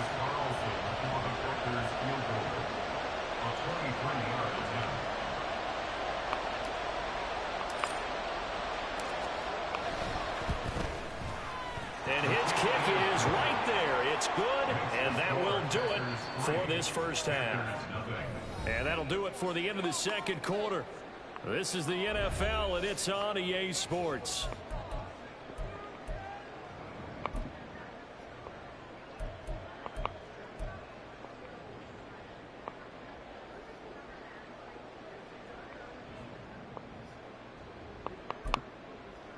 Welcome back. Charles and I settled into the booth, ready for quarter number 3.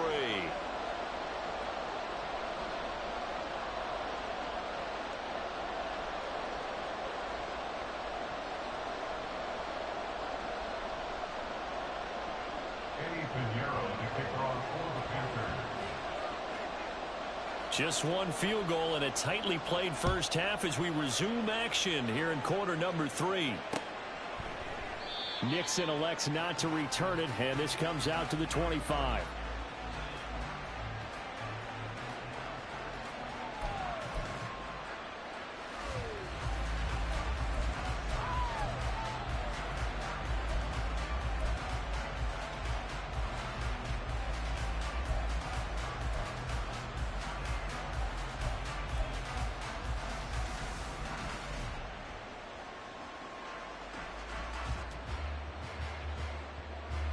The Packer offense ready to get their next drive underway. We have not seen much on offense here from either side these last few drives. We've hit a wall, so to speak. And have hit it hard, haven't we? Because the defenses right now, they seem to be a step ahead, don't they? Beating them to the point of attack, beating them to the punch.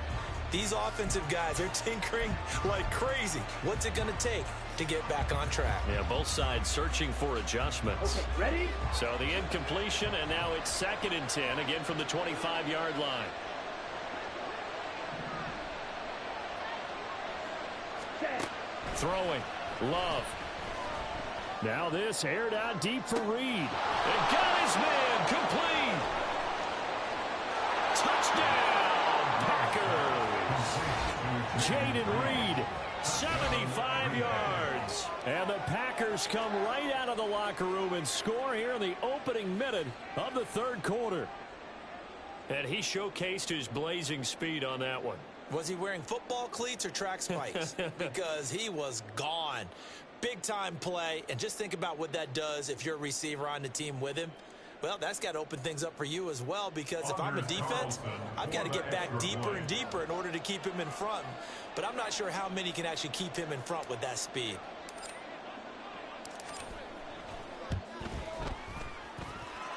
Carlson's extra point up and good. And the lead grows to 10-0. Panthers, nothing.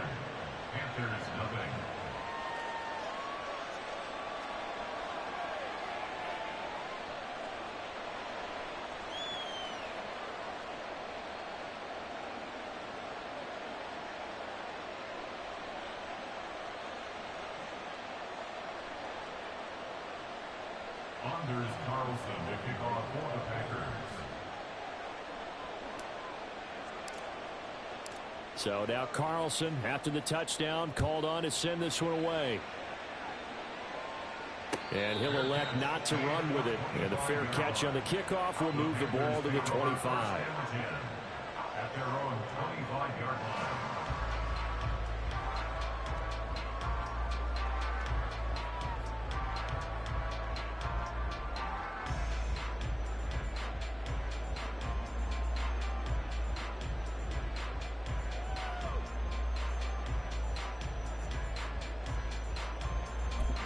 This Carolina offense at the line, ready to go.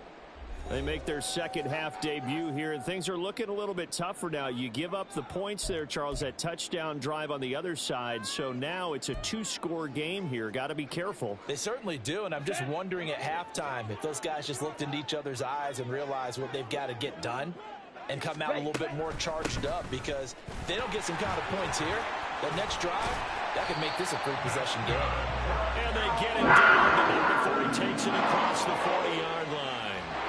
This drive starting off on the right foot, 18 yards. The CD a lot of times like to separate speed and quickness, and they've got a back that's both. We know that he's fast in the open field, but man, his first step is so quick too.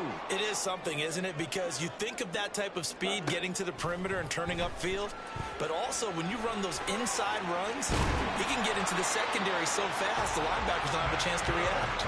A nice job there on the escape and scramble. A first down, a 16-yard gain. And there that he learned his lesson from the last drive. No way he was going to force a throw that time. When nothing broke open, kept it, and ended up running for a first down himself. Still in search of their first touchdown of the game, but they're on the move. 1st and 10.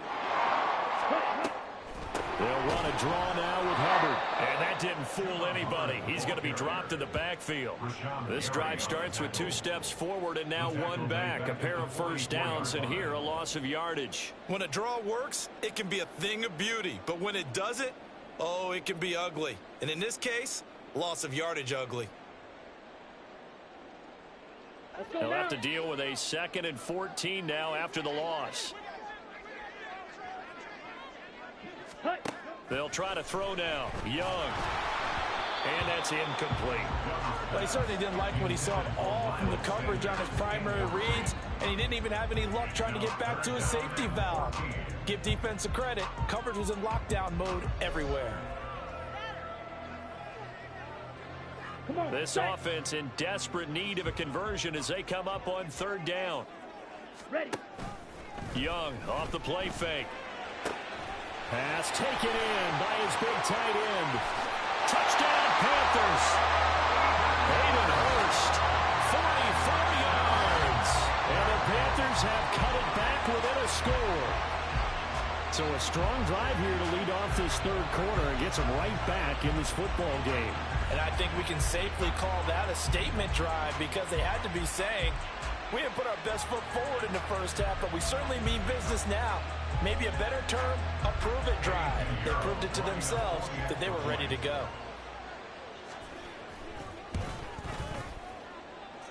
Piñeiro's extra point up and good. And that'll cut it to 3 at 10-7.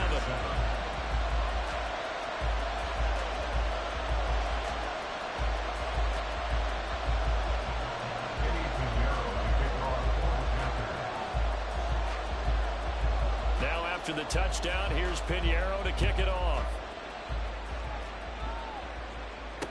Keyshawn Nixon now on the return. And he will make it to the 20-yard line and no further. The Packers take over 1st and 10 at their own 20-yard line.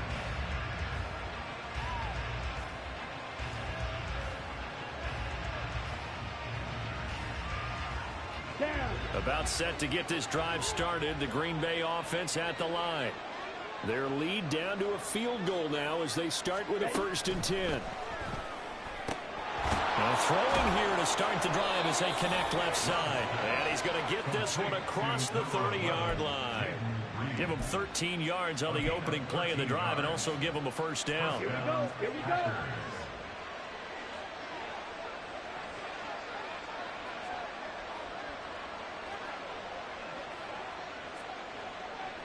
Smith, red. Ready? Love going to give this one to Jones. And the defense closes quickly there, and they'll get maybe a yard to the 33. In the first half, he was held in check on the ground, but despite that lack of production, they still have the lead. And they've got to feel fortunate about that. If they could actually get production from their lead horse, that would help open up this offense. And well, the pressure gets to Love, and he'll go down. That winds up pushing him back 11 yards on the sand. And that'll bring him 3rd. Okay, I'm not sure you could actually draw a better pass rush than that one right there. Nowhere to go outside. He had to keep backing up and backing up and backing up. Eventually dropped for a huge loss. Now shot taken on 3rd down, but it's going to wind up incomplete. And that's a really good job there defensively. They went into this possession knowing that they needed to get a stop. They're in a tight ball game, and they got it done. Great work to force the 3 and out. Got the football right back for their offense. They've got to go to the sidelines feeling pretty good about themselves and encouraging their offensive mates to get some points. On now is the Packers punter. And surprisingly, this is the first punt of the game for either team. Yeah, he was looking for the check-up bounce, didn't get it. That scoots all the way into the end zone now for a touchback.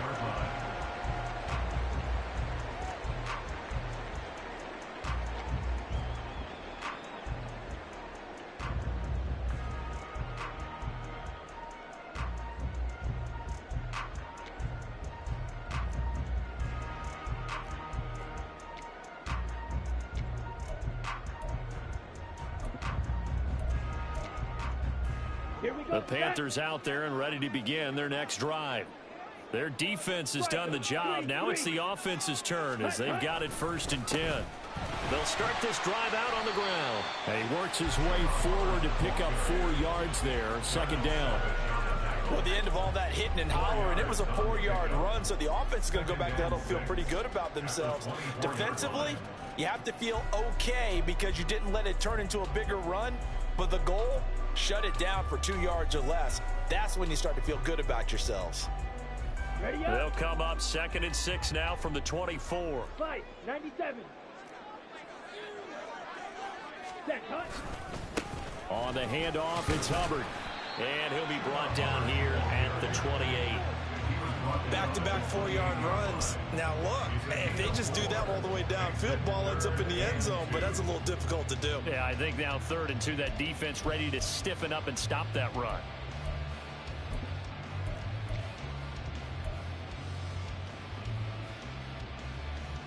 Ready. 2 yards still to go. 3rd down now.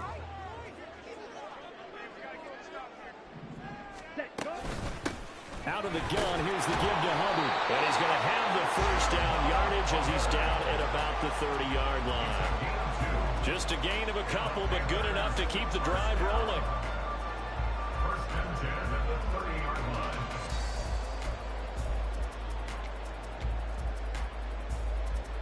So both teams trade touchdowns in the 3rd as we're through 3 quarters of play. We'll return with more after this. You're watching the NFL on EA Sports.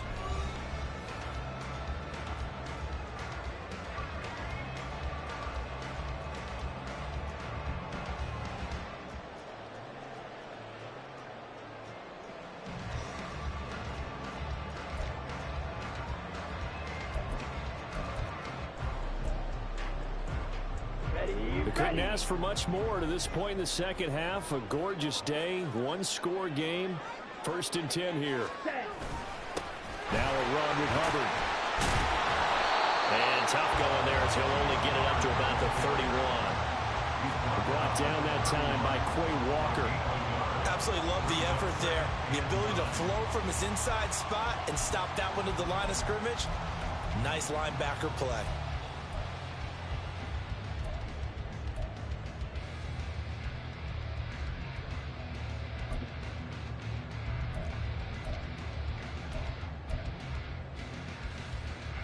They work now on 2nd and 9.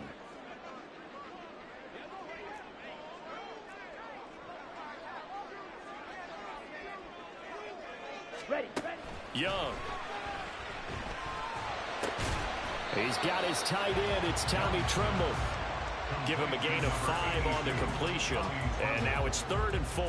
That's a staple of this offense. Drag route to the tight end. Yeah, he's unable to use his size to break off much more yardage after the catch, but still an effective gain nonetheless.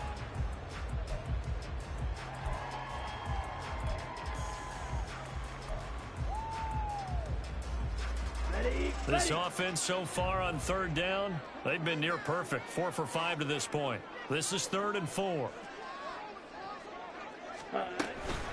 They'll run out of the gun. It's Hubbard. And this is going to be a Panthers first down as the tackle made at about the 43-yard line. Brandon, this can be so demoralizing for a defense. They've had 2 opportunities to get off the field. They haven't gotten it done. So now your coordinator, he's going to call every blitz that he has, any type of exotic, something that they haven't seen before. And he's also telling the defensive lineman, don't worry about holding people up. Just get in gaps and try and make a big play. And not only not getting off the field on 2 opportunities, clock continuing to run. A couple of first downs, has the football positioned at the 43 as they come up 1st and 10. Watch out now, 50 Fury. Hut. They'll run here with Hubbard, and he's going to take this ahead for right around 3 yards, but no more than that. 2nd down. Yeah, I don't know if it's exactly a win-win, but if you're on offense, you'll take that kind of a run, all right? It was kind of stacked up, found a little bit of yardage, and frankly, they're pretty close to staying on schedule on offense. The playbook is still open for the coordinator. Ball spotted at the 45. Here's a 2nd and 7. On play action, Young. And the Packers give him nowhere to go, and they bring him down. Lucas Van Ness getting 3 there to bring him down. And you hate to say it with a rookie quarterback. He's done some good things, but overall, looked a little bit overwhelmed back there, hasn't he? He certainly has, but in his defense, he hasn't had a lot of time to throw the football. You like the way I said that? In his defense? In his defense, I got it. You see what I did there? Yeah, he needs better protection, that's for sure. Ready. A big play looming on 3rd down.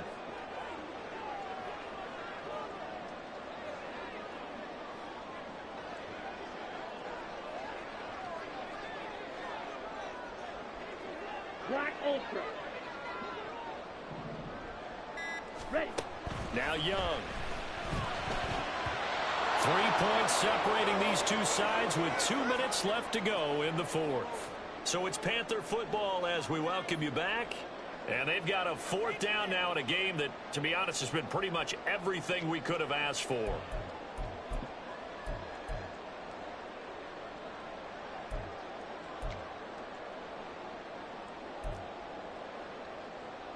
Gotta avoid the flags defensively.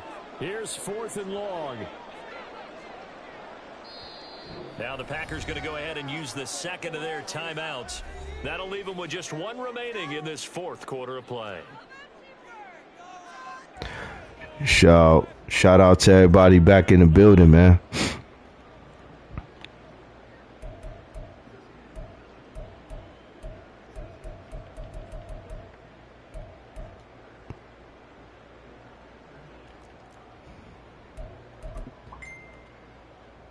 Here we go. This is 4th down. 43 rails. Ready. Gotta try it here. He's back to throw. Let's get it. As he throws, and this is going to be incomplete.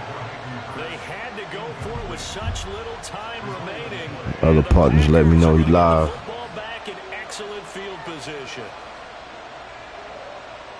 Come on, bang. Check pitch. Hey, check mega. Ready. We got to have two hands on the football here as they run on first down. And he'll take this ahead for about 4. Second down coming up. I like it. I like the call. Still an opportunity to run the football and chew up a little more time off the clock. From the 37, they work on 2nd and 6. Ultra. Go ultra. Hustle, hustle. Set. He's going to get it again. Just looking to get forward and protect the ball. And they'll have it in the red zone before he crosses over out of bounds. On any explosive run, you can almost feel the ground shaking, and that's from the offensive linemen creating space for their runners. I had an old coach tell me before, they always told his runners, run around the offensive line in pregame. Get used to the ground shaking so you don't trip and fall when it happens in a game. 5 points of contact necessary at this stage as they'll run on first down. And he gets it down close to the 10-yard line. But they picked up a little bit of yardage there, and now, in this situation, should be in no hurry to run a play really fast. Let the clock wind down. So they come up on 2nd down. If they can get another run like we just saw, would likely put an end to this thing. They'll go again to Jones. And he'll get this one down to about the 10-yard line. Not much on that run, Charles. No, that's exactly the way to execute a run blitz there. They guessed correctly that they would move the ball on the ground, honed in on it, and stopped him. Marked that down for a win in the defense's column. Musgrave's got it out right. And even though he gets out of bounds to stop the clock, it's not going to matter. That first down going to be enough to write a finish to this one. And this defense, they needed that one more stop to have any chance, but that completion, that's likely going to seal their fate. And you could hear it in your voice, that one more stop. I feel their pain. Oh, it was so important. They just didn't get it done. Wow, what a way to finish this one off. Now Jones. And the hole closes quickly here. He can fight only to about the 4. Defensively, they must have been expecting a pass. They were in the dime look out there. I think maybe they were deciding to go with speed on the field rather than bulk. I'm with you, a little bit surprising. They wanted people getting to the ball as fast as possible. The lighter, shiftier defensive backs allow you that opportunity.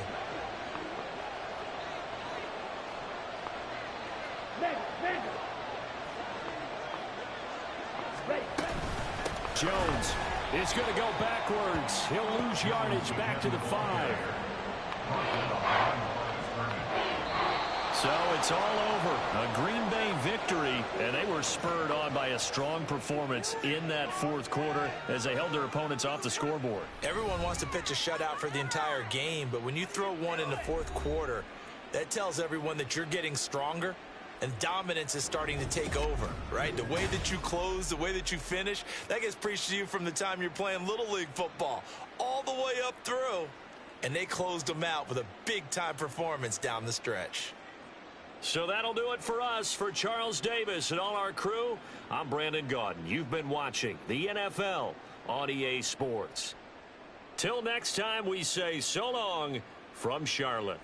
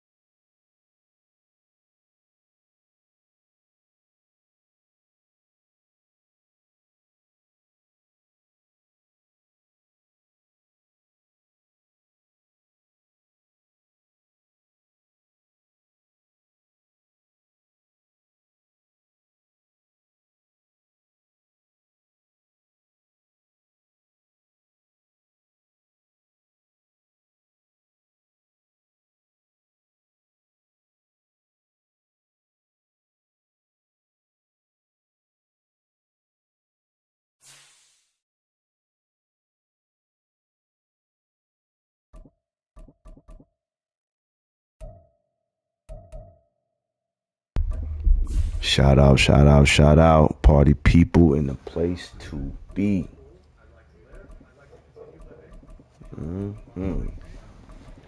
My main Charlie in the building. How you doing, brother?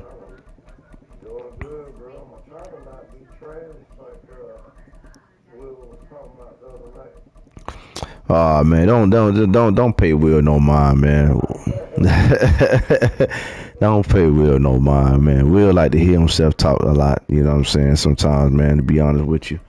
You know what I'm saying? But Will, I mean, he cool, and yeah, I know what he be meaning, you know what I'm saying? But you know, his frequency, like I think, like mine and your frequency align. Like, and what I mean by that, like, you know what I'm saying, niggas got more shit, got other shit to do than master a video game. I'd rather master a trade or something, you know what I'm saying, to solidify me and my family, you know what I'm saying, more so than, you know, a video game that's not really going to benefit me none, you know, in the end, really, like that.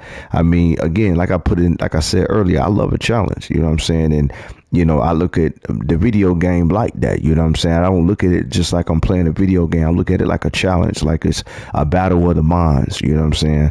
But at the same token, I noticed that this is not the you know what I'm saying, the tell all or the set all, you know what I'm saying, for trying to, you know, contest or challenge yourself mentally, you know what I'm saying? It's other ways you challenge yourself, you know, but this is just one form of it, you know, one form. Yeah, man, you good, brother. You ain't trash. Listen, it's like if we trash, then, you know, that's one thing. But like, you know what I mean? Nah, you ain't trash, bro. You ain't trash. Neither am I. You know what I'm saying? But it's just, you got other people that spend, unfortunately, more hours on this shit.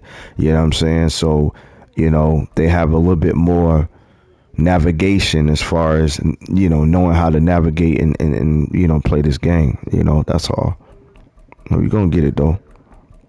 We're gonna get it. I get on that stand at night, you know, for about 3 or 4 games, and then shit, I have to go to bed, bro. I have to get up and go to work. You gotta get up and go to work. Yeah, man. You know,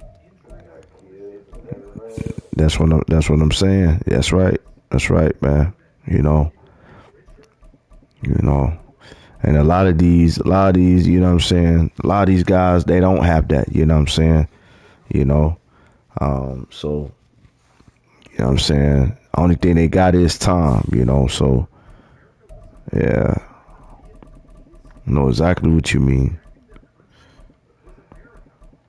That's what I was trying to look for.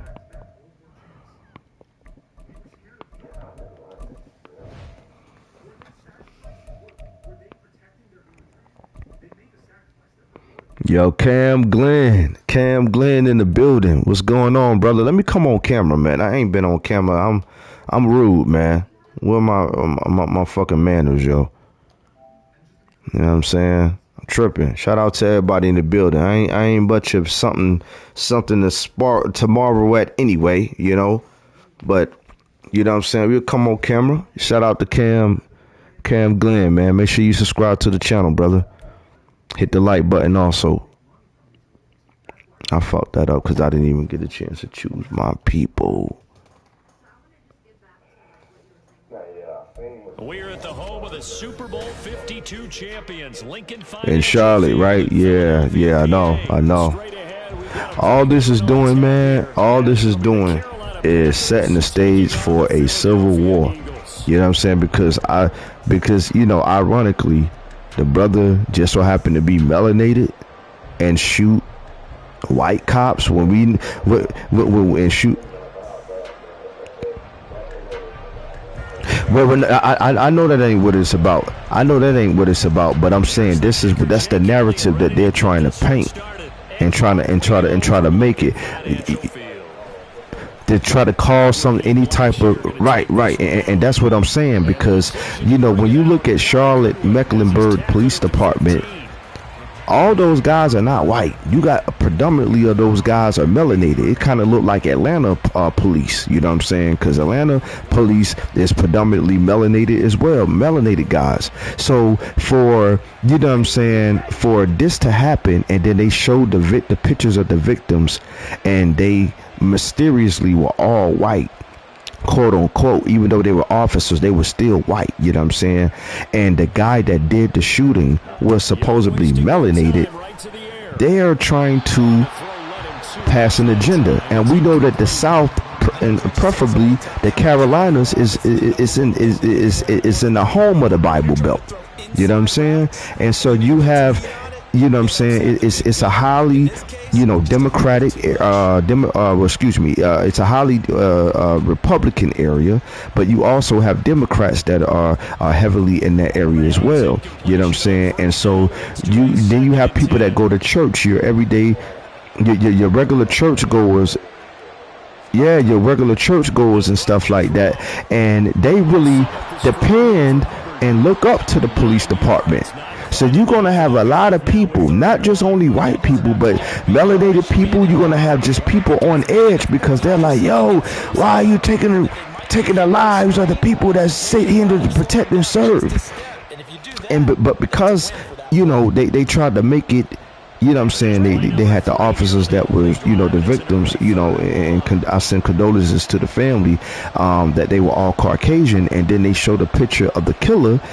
Dude, we know that the South, ain't nothing changed about the South. You know what I'm saying? The only thing that's changed is that the only thing that changed is the time. I mean, the only thing that's changed is that more people are moving into the Carolinas. But as far as how they do things and all that, it's still like behind the 8 ball. To me, that was a combination of offensive line, stacked defense, and they handled it. Okay, they got the leverage, they got the blocking angles, and opened up a nice crease. And once you get past that first wave, there's room to run. And that's just the third play from scrimmage. They wanted to avoid that 3 and out. They did. Exactly. First down as well. Now that was pretty. They executed that curl route versus zone coverage, and that changes things a little bit because against man, it's often a tight curl, tight, sharply run route. Against zone, you're just looking for that open spot, that dead area, so you may curl it a little bit wider just to get to that place. And usually a tight window. He fired a bullet in there for the completion. Young's throw here on target to Hurst. And the result here, a pickup of 8. Leaves him with 2 to go on second down. That's now I will agree with that as well. I will agree with that. That is an agenda. That is an agenda as well. But I'm here to tell you, Charlie, do not think for 1 second, sir, that the powers that be that created the nationality white and black, when whites actually have a name and a nationality as well as blacks. We aren't called blacks. We have a nationality.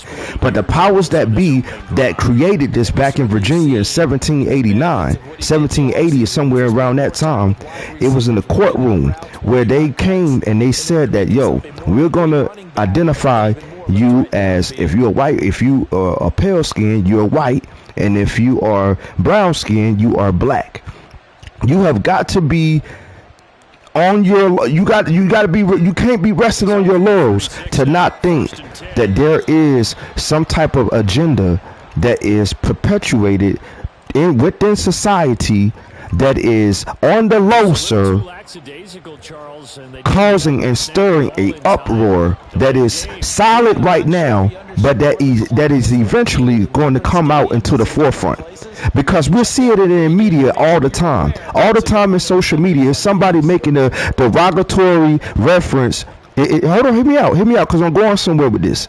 It's always someone in the media that's making a derogatory statement as far as whites go, or as far as blacks go, you know what I'm saying, and things of that nature, categorizing individuals, when at the end of the day, you're right, it has nothing to do with color.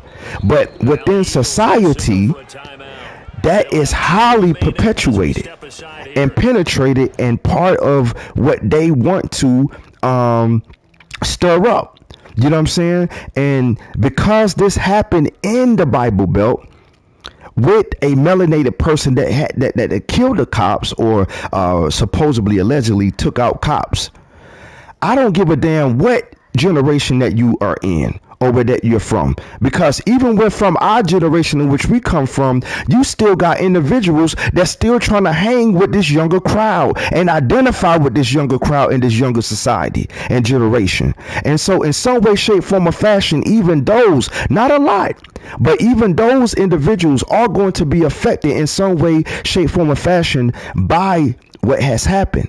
Whether it makes blacks look down on each other more, or whether it's causing whites to have meeting behind closed doors like, hey, you know, this, that, and the third. But it's something that is stirring up within America, and we can't just turn a blind eye to it. You know what I'm saying? And a lot of it has to do with nationality and color. Nobody's going to be willing to do what is going to actually take to make that not happen. And you said the key word just a minute ago. It's social media. It's listening to the news. It's listening That's to right. people that want to cause all of this drama in everybody's life. There you go. That shit every day, you going to think it's like that every day. If you put this shit down for a minute and go live your life like a normal, average, everyday person out here, you'll see it ain't like that. There you go. There you go. There you go. There you go. I've lived fucking 40 some odd years on this fucking planet and have not had the first fucking bit of trouble. You know what I mean? Like, Correct. Correct. people ain't like that. Right. But again, you know what I'm saying? And you're right. Social media is very powerful, brother. Social media is social media is mind engineering. It's social engineering. It's dealing with the mind. That's what social engineering or social media is. Social engineering, controlling and steering the mind into a certain state to where it does a dynamic. It's kind of like when you have a animal caged in locked in a cage. When you have an animal locked in a cage, over time a certain dynamic happens. You know what I'm saying? Especially if it's used to being out in the wild and doing things freely. When you cage an animal, all of a sudden their confidence goes down, their morale goes down, just everything goes down, because you know what they once were used to, they are not, because they are they are secured by these bars. And it's the same thing that they do with us humans when they put us behind bars. It's a dynamic in the mind, and that's what this social media was designed to do. Brother, do you know how many people are tapped into social media? It doesn't stop by the millions, by the millions, by the millions, by the billions. Now, don't get me wrong. There are a few, but that few doesn't take the place of the overall population in percentage of people that are brainwashed and that are caught up in these masses of social media. Just because you may think that it's a small, minute few, that doesn't make up the whole masses of the individuals that are caught up in social media. Like I'm talking about, it's people that are that I know that are late in their 40s, in their 50s with TikToks, with, you know what I'm saying, with all type of social media, outlets. Facebook, to name a few, just to be one. And we know that Facebook, even with Facebook has changed to being more catering to ads and showing you commercials and things of that nature based off of what you search. So your phone has a way of fooling you, if you allow it to penetrate and steer your life and where it goes. And so you're right. If you do put down that phone and you understand and you realize that there is a life outside of this virtual reality world, that there is a so-called quote unquote real world, once people unplug from that, then they will see that. But I don't see that. I don't see that happening. And that's what we're witnessing. And that's what it is, a uproar, an uptick of people losing their wits, bro. People are losing their wits every day, Charlie. every day. And social media has, in a way, shape, form, or fashion, something to do with that dynamic on top of what we see on TV or in our pre-programmed with. Well, and look, alright, so what's even more crazy is there's this dude, man, if you go look, alright, so back when the Cold War, when we were in the Cold War with Russia, you know, a lot of those guys defected and came over here. Right. That's right.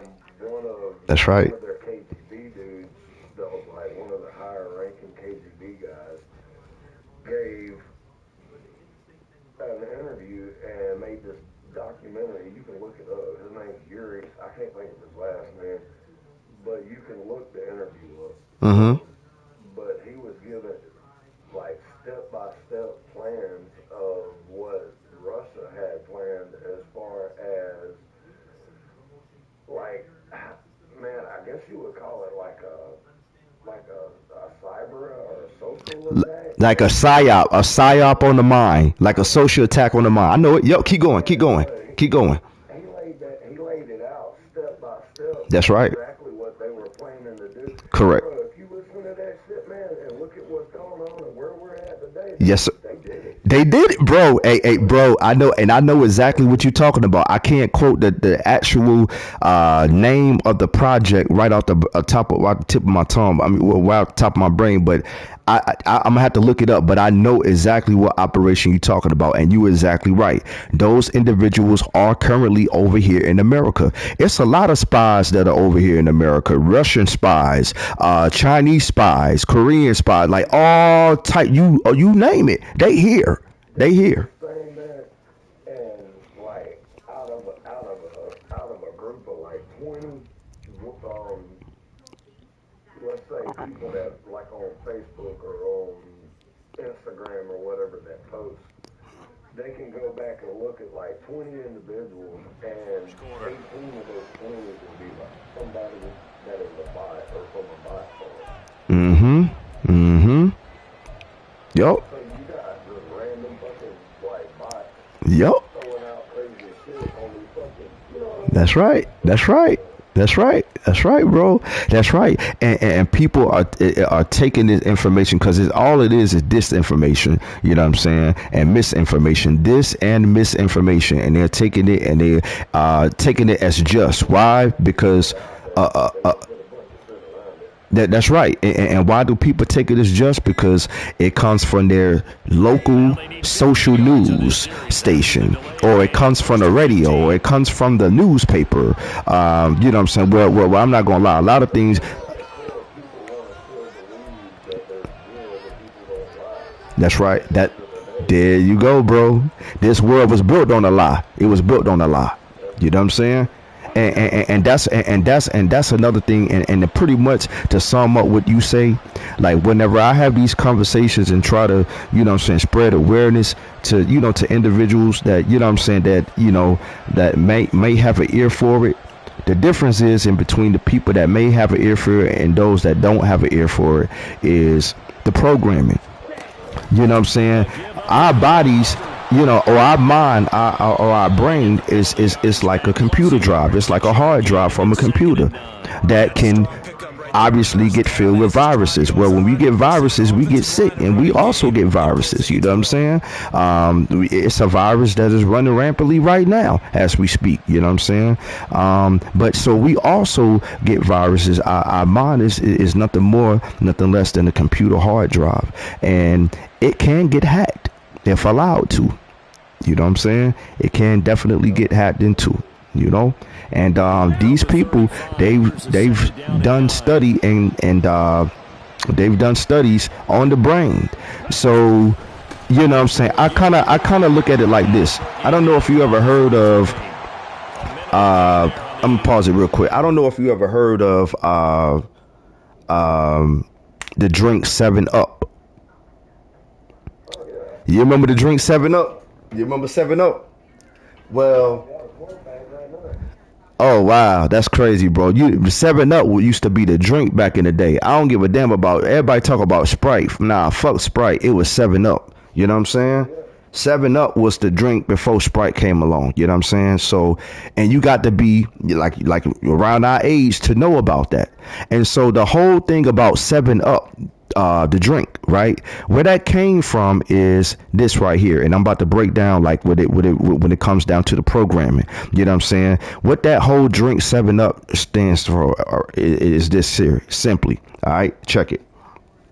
When you're born into this earth, from 0 to 7, from the time that you're born up until age 7, you are programmed with what you think this world is based off and what it's about. And it's based off of your parents, your who pretty much fat you with knowledge or teach you whatever they need to teach you, or by you simply just watching their everyday movements, and you learn from their movements and you gather whatever thoughts in your database, and you say that, okay, this is what life is about, X, Y, and Z. Well, at age 7, you think that you know everything there is about life.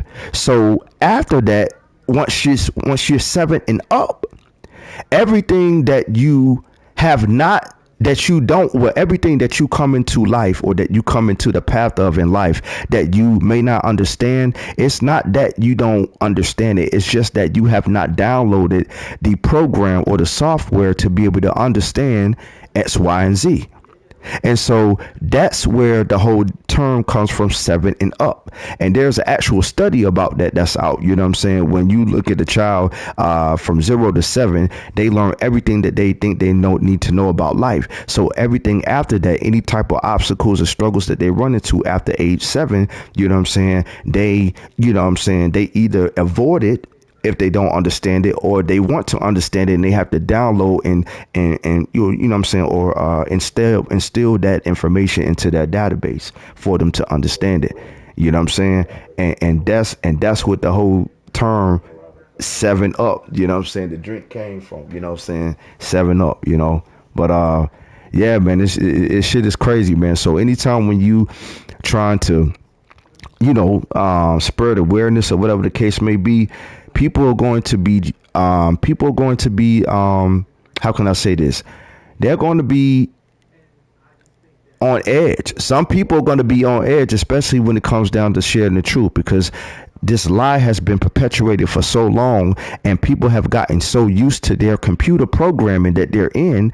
They're like, I'm set with my programming. Ain't nobody gonna fuck with my shit. You know what I'm saying? So if somebody comes and is spreading information that they may not quite understand, it's not that they may not understand it. It's just that they haven't instilled that into their database to be able to get a greater understanding. Because what does it mean to understand something? To stand under.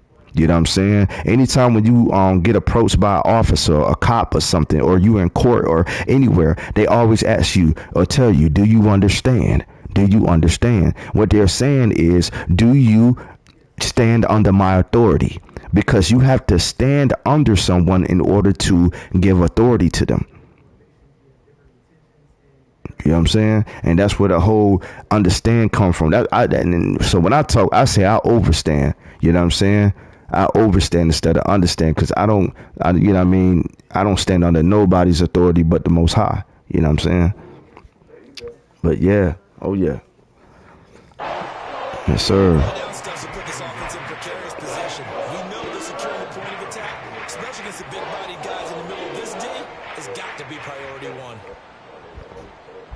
Yes, sir. But that's how they always get you. That's, you know what I'm saying? Cause they always, oh, do you understand?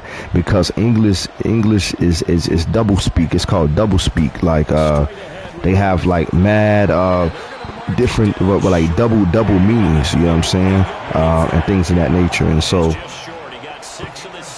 they're asking you to submit to their authority. Do you stand under me? Will you allow me to authorize your life? Well, if you do, stand under me. That's how you understand. To stand under. You know what I'm saying? All right, yo.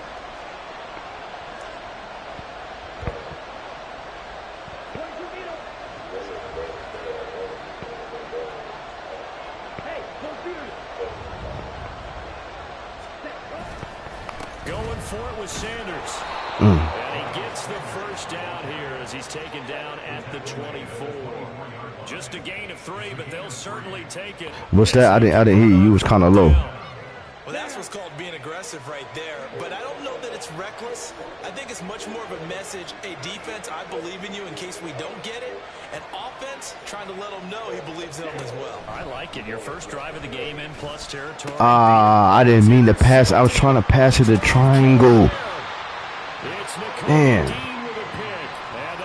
Go ahead. Hold on. I'm going to pause again real quick. With a football at their own 20-yard line. Time will tell if that's an interception that rattles the rookie here. First drive. All right, won't let me pause it. That's all good. Go ahead. What you were saying? Now again? Get out nice and easy. Take care of the football. We're on the road. You're a youngster. Let's not make mistakes early. But now the conversation will shift to, okay, put it behind you. Move on. Long way to go in this one. Hurts and the Eagles come up here 1st and 10 at the 20. Oh yeah, it's called secure party creditor. It's called a secure party creditor. That's what I'm in the process of doing. Yeah. Yeah, it's called being a secure party. You know what I'm saying? When you take, you know what I'm saying? Because you know the United States is a business. Right, you take your energy back, and you take what was taken from you, what was stolen from you by these tyrants, which is a foreign government. You know what I'm saying? But a lot of people don't understand that, and so. Like, if a lot of people don't understand that, how do you expect people to understand about the social media? So everything that they put in front of you on social media is meant to catch your eyes and draw your attention. And they know that they only have a certain amount of time to draw and catch your attention, because the people's attention spans are less than goddamn 5 seconds, honestly. You know what I'm saying? And so, you know, and so they know how to capture your eyes with a certain Houdini to make you hooked. Now you're constantly strolling. So if you're hooked on that, then how can you ever imagine possibly understanding that this government is a business, and that you were robbed at birth, and that you have to take your life back and take your freedom back because you think that you have freedom, but you really don't? You know what I'm saying?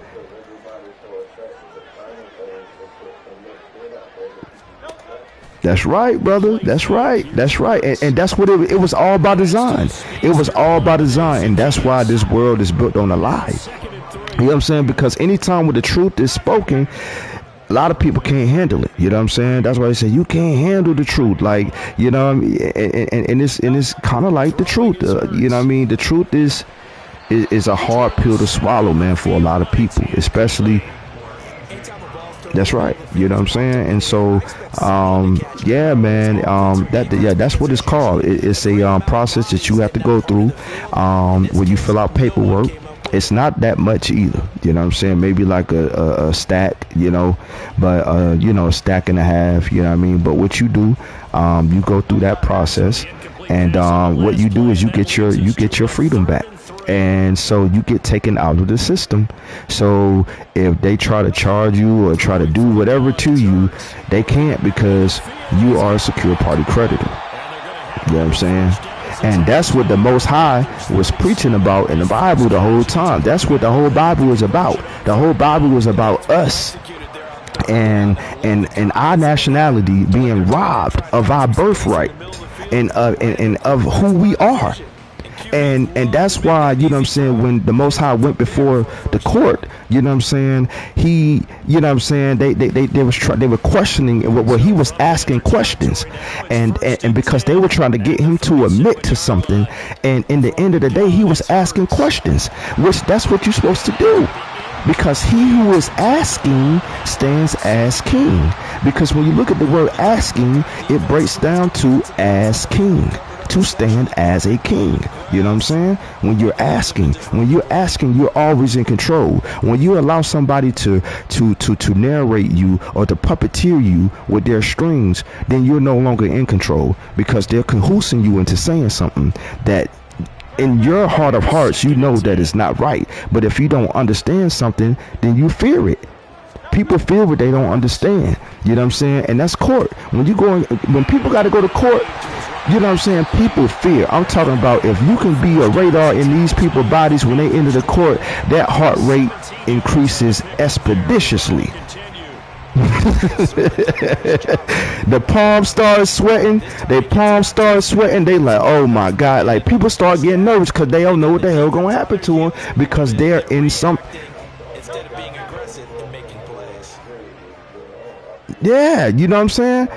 Yeah, because it's a very intimidating setting. You know what I'm saying? It's an intimidating setting. But what people don't realize is that court derives from the word corpus or corporation or corpse.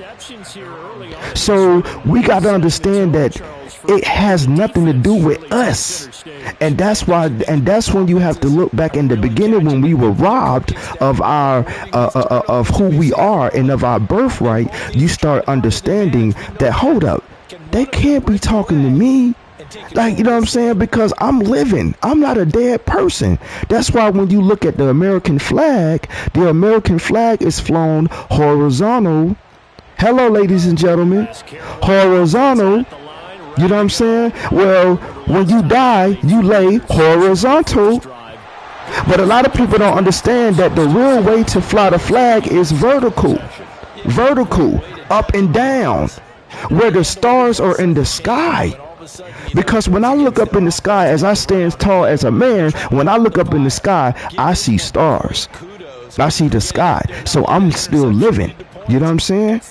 And that's the difference in between somebody that knows their rights when it comes down to these laws, as opposed to somebody that don't know their rights. If they don't know their rights, they're gonna fly that flag horizontal. But when you know your rights, and I've seen, but when you know your rights, right, when you know your rights, you know what I'm saying, you know that, okay, that flag is supposed to be flown a certain way, that it's up and down. And the powers that be, they know, because this whole world was built off of symbolisms.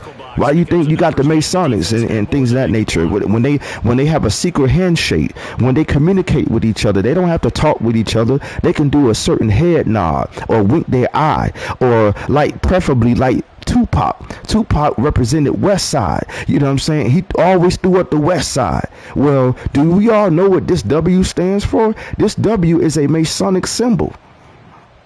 A lot of people didn't know that. Masons throw up that symbol all the time. That's a Masonic symbol. And so that's what I'm saying. This world was built off of symbols. You know what I'm saying? Even down to the very sports team that you love. It's based off of a symbol, a molten graven image that the Most High told us that we are not supposed to be promoting. The Most High said that we are not supposed to be worshiping or putting into the earth molten graven images or symbols. Well, we see symbols all around us. All around us, and they controlled us based off of those symbolisms. You know what I'm saying? Even down to when you see an ambulance and you know, ambulance or police, ambulance and police, what do they have? Well, preferably an ambulance. What does it have on this car? What color are the lights? The lights are blue and red. Well, blue and red is also a Masonic color. Because you ever heard of taking the blue pill and the red pill? Not only that, but have you heard of Democrats and Republicans? You know what I'm saying? Which are red and blue. Not only that, but when you fighting in combat, you have a red corner and a blue corner. You know what I'm saying? So they're constantly, you know what I'm saying, programming images and colors into our psyche to control us. You know what I'm saying? And to a certain respect and dynamic.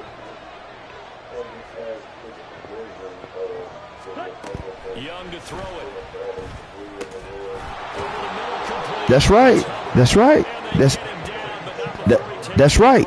And who else is blue and red? Bloods and Crips. You know what I'm saying? So they strategically have this down to a science. Like, nothing just happens just off site. It's nothing new under the sun. Everything that happens is premeditated and happens for a reason, man. It always does, man. Always does. 2 first downs have them up to the 41 now for 1st and 10. Here's Young. You got good shit. Looking underneath and finding Hubbard. Yeah, man. Yeah, this shit is really wild, man. But That's now 4 completions. shit is really wild, really wild. But yeah, they got us, man. They got us. Certainly not letting it affect They got you, us. that's for sure. And we all know interceptions are going to happen. So the big trick, don't let it affect you going forward. Most of the good quarterbacks, they just tell the ball boy, get that one out of the rotation, get me the Yep. ball, and let's go. He's got his Yep. offense moving again. And now, you know what I'm saying, it's a war on masculinity. Now it's a war on the very thing that the Most High, that doesn't make no mistakes, you know what I'm saying, created for, you know what I'm saying, and now it's a war on that very thing. Like, that's how you know that we are in a strange time, in a strange dimension, and it's not going to continue like this forever. Like, order has to come back. And I don't mean this order out of chaos shit that the powers that be created to stir up their own, you know what I'm saying, agenda, so that they can go about controlling society based off of their created chaos. Nah, I don't mean that. I mean when real order comes back in, when the Most High come and set it, it's going to get set back. Because right now, everything is out of order.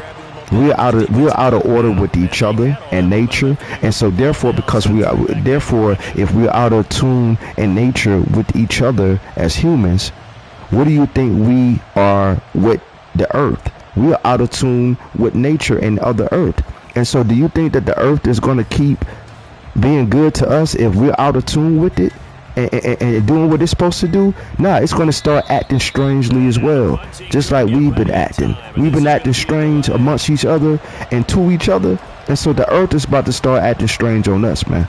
You know, it's about to start acting strange on us, man.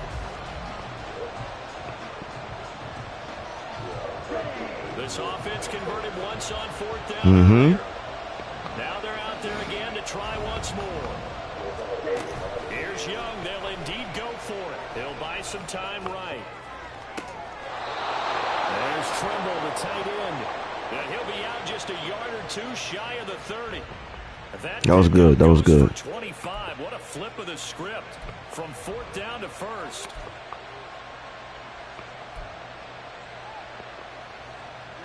Ready.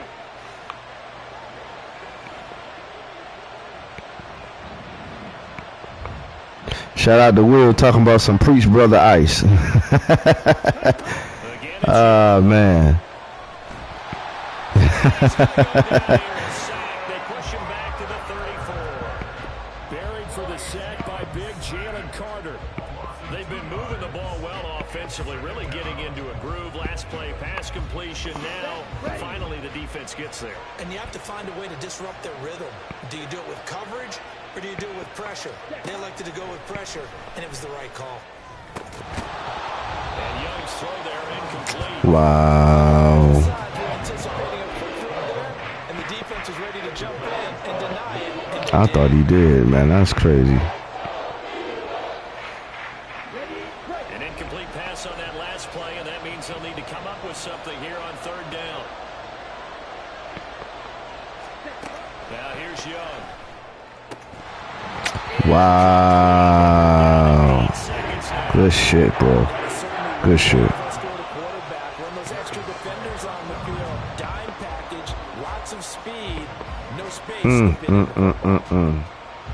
So Young will head to the sideline, and on is Pinheiro for the Panther field goal. He's going to need a little mustard on this one. It'll be 51 yards. Oh my fucking God. And he put enough leg into it, but it's well off to the right and no good. And this will remain a scoreless game. I thought maybe we might get some points before halftime. After all, the snap's good, the hold's good, but the kick doesn't find the target. And now it looks like this will wind up as a scoreless first half. Tay, what's good, boy? What's good, my boy?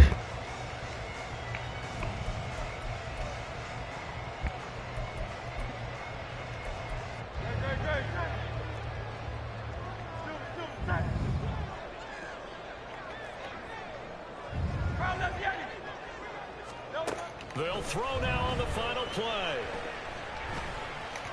Mm. And That's going to be incomplete. So we've hit intermission. Hey, I'm gonna tell y'all boys a little trick, man. Yo, if you right, if you since I got 4 of y'all in here right now, man. So check it, man. If you take your shoe size, right? I'm gonna tell you a strange way how you can figure out your age, man.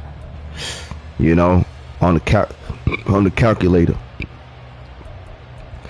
If you take your shoe size, right? So whatever shoe size you weigh, right? You know what I'm saying? Whatever shoe size you weigh, whatever your shoe size is, right? You add 2 zeros behind it. So if you wear size 7, you add 2 zeros behind it. If you wear size 13, you put 2 zeros behind it, right?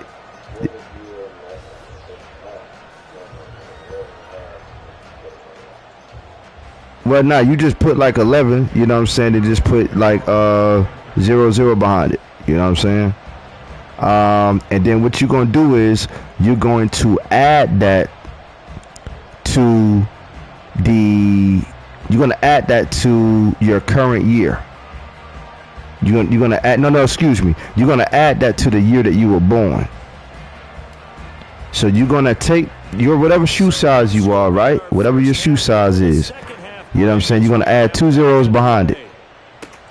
And then you're going to add the year in with that you were born. So you take your shoe size followed by 2 zeros and you add that into the year that you were born. And then you subtract it. So once you get that answer, you subtract that by the current year. So whatever answer you get from your shoe size and plus the year that you were born, whatever answer that you get from that, you subtract that with the current year that we're in. And when you finish, when you get the final number, the last 2 numbers symbolizes your current age, or what age that you're going to be. The last 2 numbers tell you your age.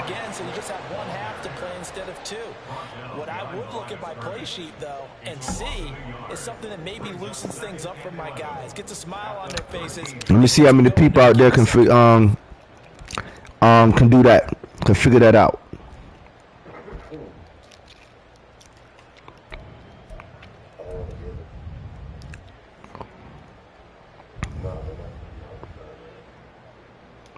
Are you trying to do it right now? Yeah. All right, so check it. So this is what you do. So on the calculator, what you do is you're going to type in your shoe size with 2 zeros. So you say you wear size 11, right? Like 11 and a half, 12, different shoes, but yeah, usually like an 11 and a half. All right, so put 11. So you're going to put 11 and 2 zeros. So it's going to look like 1100. 1100. Then you're going to add that. You're going to say plus. And then you're going to add your year that you were born. So whatever year you was born.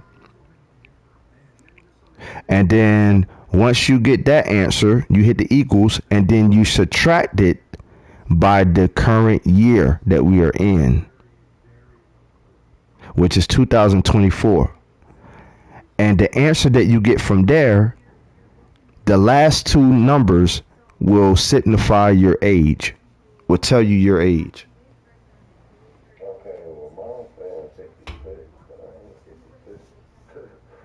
So you must have did something wrong.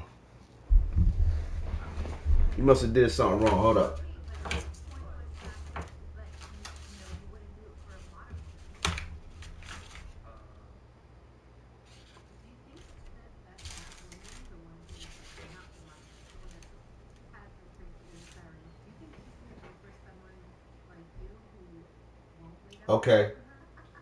Okay, I apologize. I did it wrong. I said it wrong. So what you're going to do is you're going to take your shoe size followed by 2 zeros. And then you're going to subtract that by the year that you were born. So instead of adding it, you're going to subtract that. So you're going to take the number, your shoe size with 2 zeros, then you're going to subtract that by the year you were born, and then you're going to add in the current year. And then the answer from there, the last 2 digits will signify your age. Yeah, that's right. You see that's crazy, right? So yeah, so you just type in your shoe size with 2 zeros, subtracted by the year you were born, then add in the current year, and the last 2 numbers will tell you your age. That's crazy. That's crazy. Yeah, so now you can play around with people's psyche, man. You know what I'm saying? You know, get people wondering a little bit, like, hey, how'd you know that? How'd you figure that out? A loss of a yard there to start out. That leads You know. to a 2nd and 11. Here's Hurts to throw. Ooh, he caught that motherfucker. Good catch, bro. Good catch.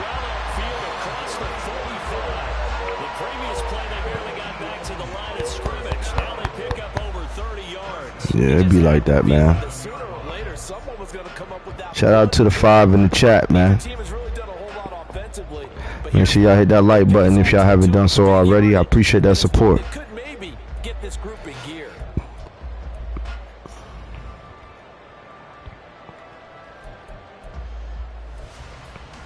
The big play has him all the way out near midfield for a 1st and 10.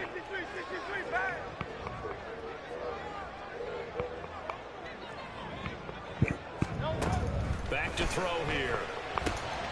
Yeah, that's crazy that, oh my God. Yeah, that's crazy that them boys lost, man. It's like they making the NBA playoffs bored as hell. You know what I'm saying? Like, I don't know, man. All the teams that you was expecting to look forward to make it and battle it out against each other, it's like, nope. There's no rewrite here. This is live, and now they've got to find a way out of this hole.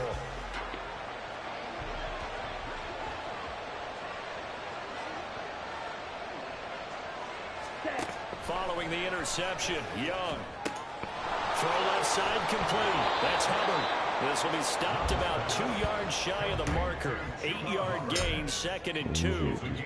Just about every quarterback is trained to really look downfield first before you come back and make a nice, safe throw. And in this case, that's exactly what he did. Found his running back, let him create some space, and it turned out to be a nice play for the offense. Today, I'm going to show you how to use it. Now a 2nd and 2. That men need to die for women. That's From the shotgun, it's Young. We'll get that to Amir Smith-Marset. First target, first catch, and a 1st down. This has to go down as one of the simpler routes in the playbook, but oh so effective. Nice completion there. Keeps the sticks moving. But yeah, but like I was saying, man, it's a war on masculinity, bro. Like, you know what I'm saying? I went all off. I just remember what I was saying. But yeah, it's a war on masculinity, bro. Like if you're a man, it's like you're in trouble if you want to be a masculine man. And what if you have like children, like you got boys and same here, you know what I'm saying? Like, what do you tell them? You know what I'm saying? Especially like when we grew up. And I know that I'm on the tube and YouTube, you know what I'm saying? Please do not goddamn, please don't do me like this. My channel ain't big enough to be removed for this. Don't do me like this. But when we was growing up, bro, all that gay shit, you know what I'm saying? If people had, you know what I'm saying? Well, let me translate my words. I'm sorry to the community. But bro, all of that shit was hidden. It was hidden. Like, people were in the closet. They knew not to bring that shit out in the open. You even had people that went that other way trying to be men out in public, knowing that other people can pick up on it and see that, oh nah, they are all the way flamboyant and gay. You know what I'm saying? All the way flamboyant and happy. You know what I'm saying? And so recently, with, you know what I'm saying, like, they just Like, fuck it, you know what I'm saying? Like, something, they showed us something, you know what I'm saying? Like I said, and that's how it normally happens in the music, something that they show us on TV, and then before you know it, it gets adopted into society, and it becomes just, you know what I'm saying? And so now you got all type of, like, it's just crazy, man. Like,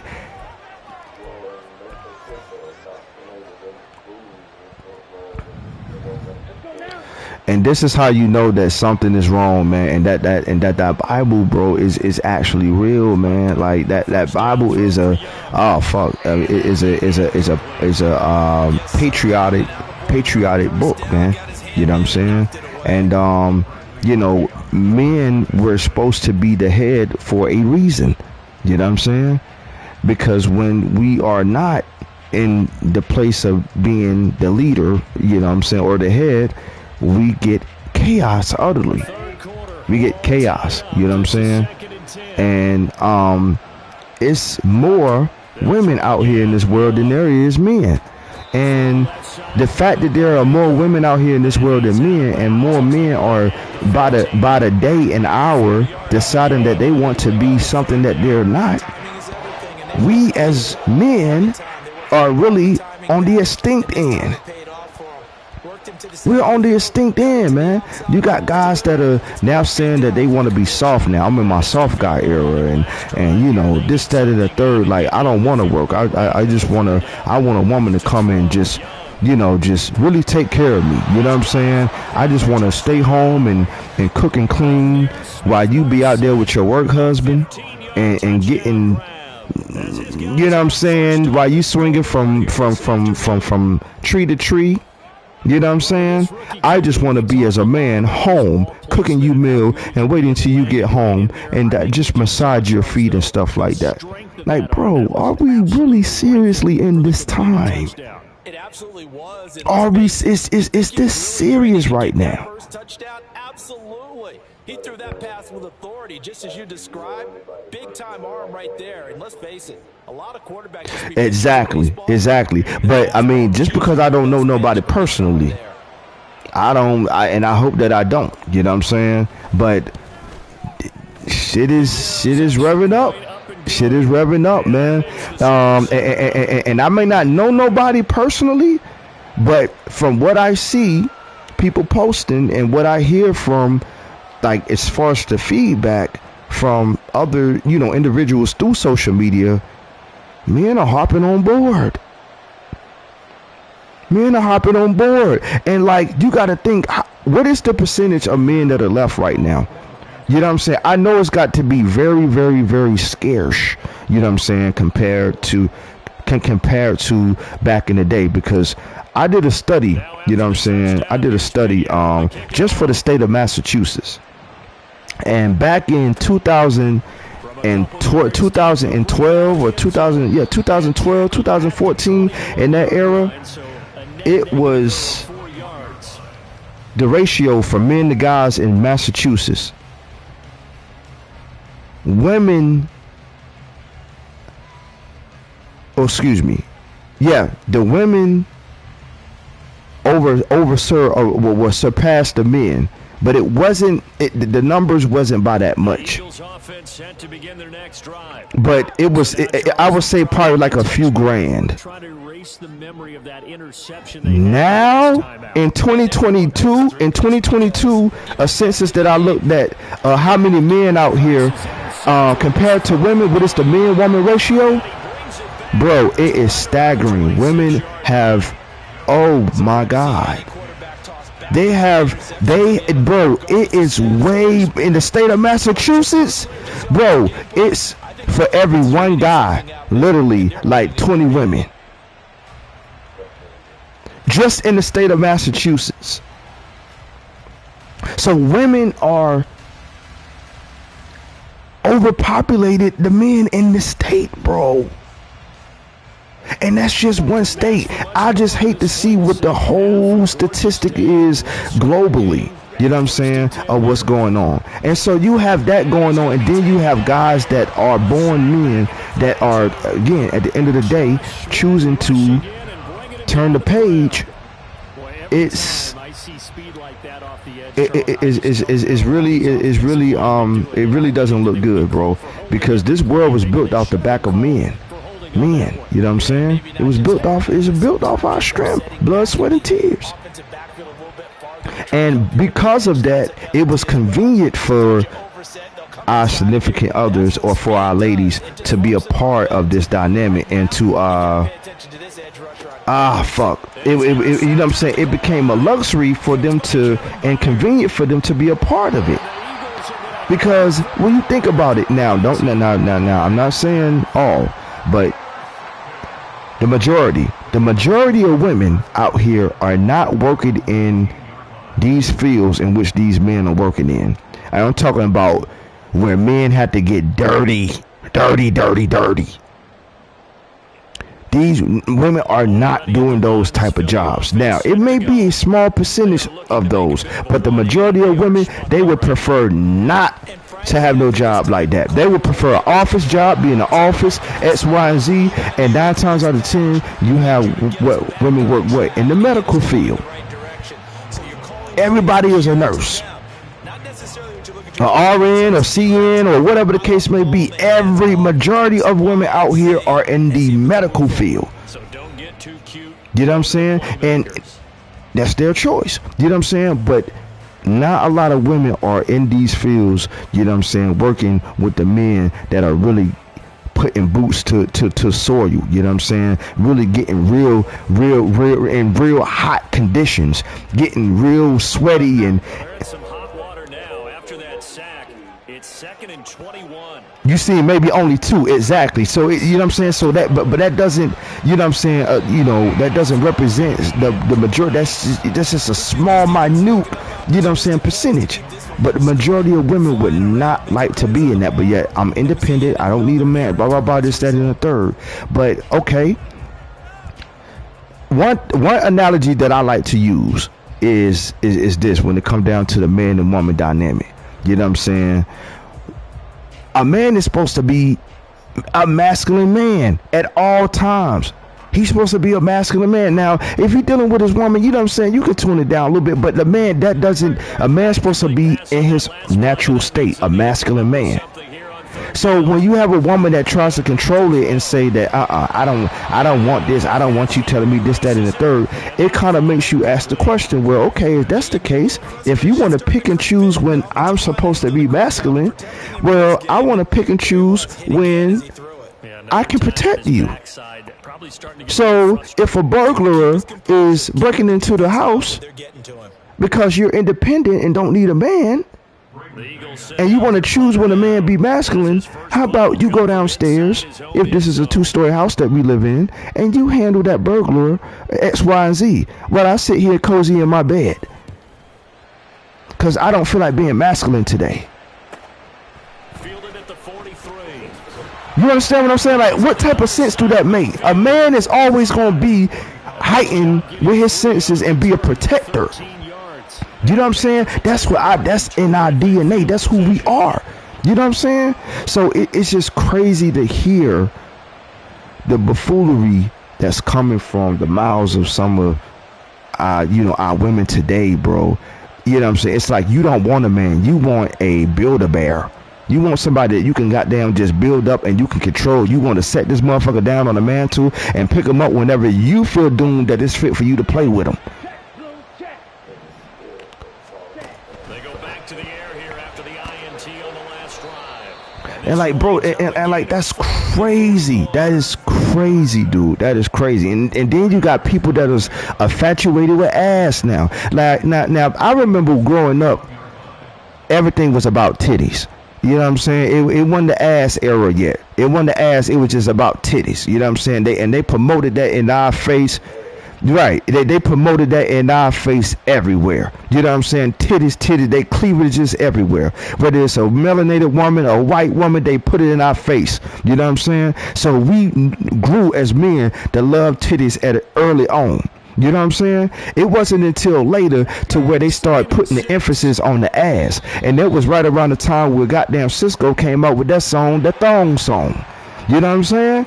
Everybody started focusing on the ass. It was about the ass and your thongs and this, that, and the third. And you know what I'm saying? It's cool. You know what I'm saying? Because at the end of the day, people with asses always been that era. People with asses have always been here, but the attention has not been focused on that like that.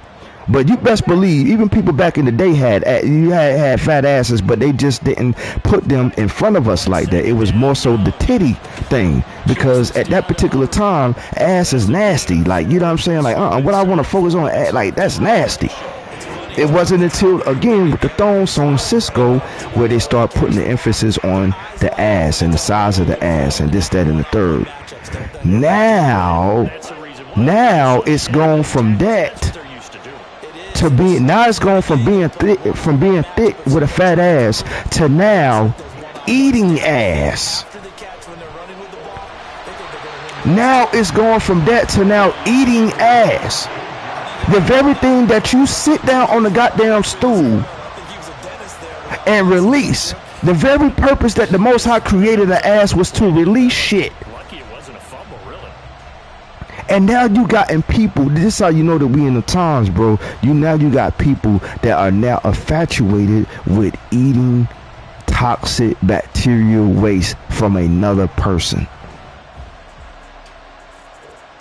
Bro, this is a fucked generation that we in, bro. This is highly fucked, bro. It's over, man. And then you gotta think about this, all the bacteria, because a lot of people don't understand. You can brush your teeth all day. That doesn't get rid of bad breath.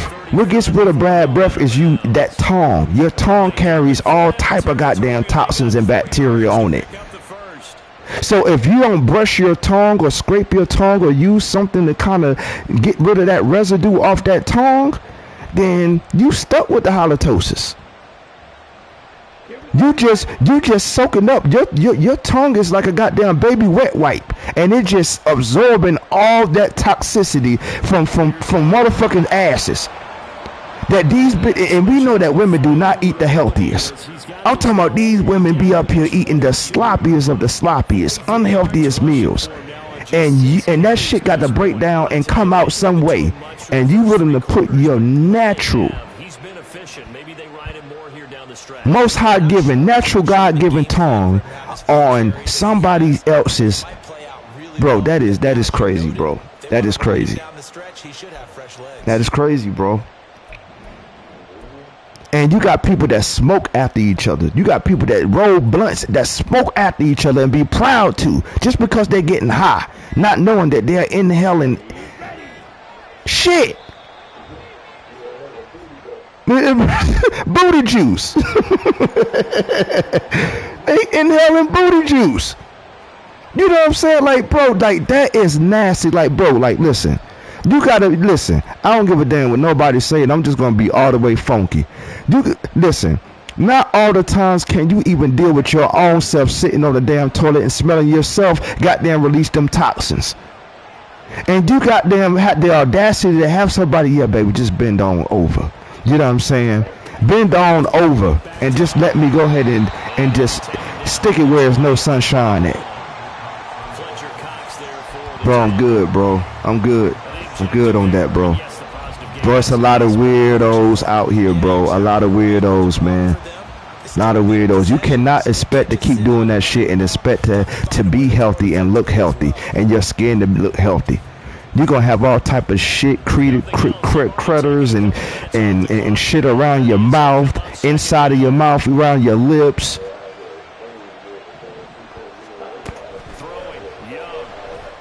Bro, oh my, bro, I was just about to say that, bro. I was just about to say that. You got some of these, bro, you are exactly right. They don't wipe their ass properly.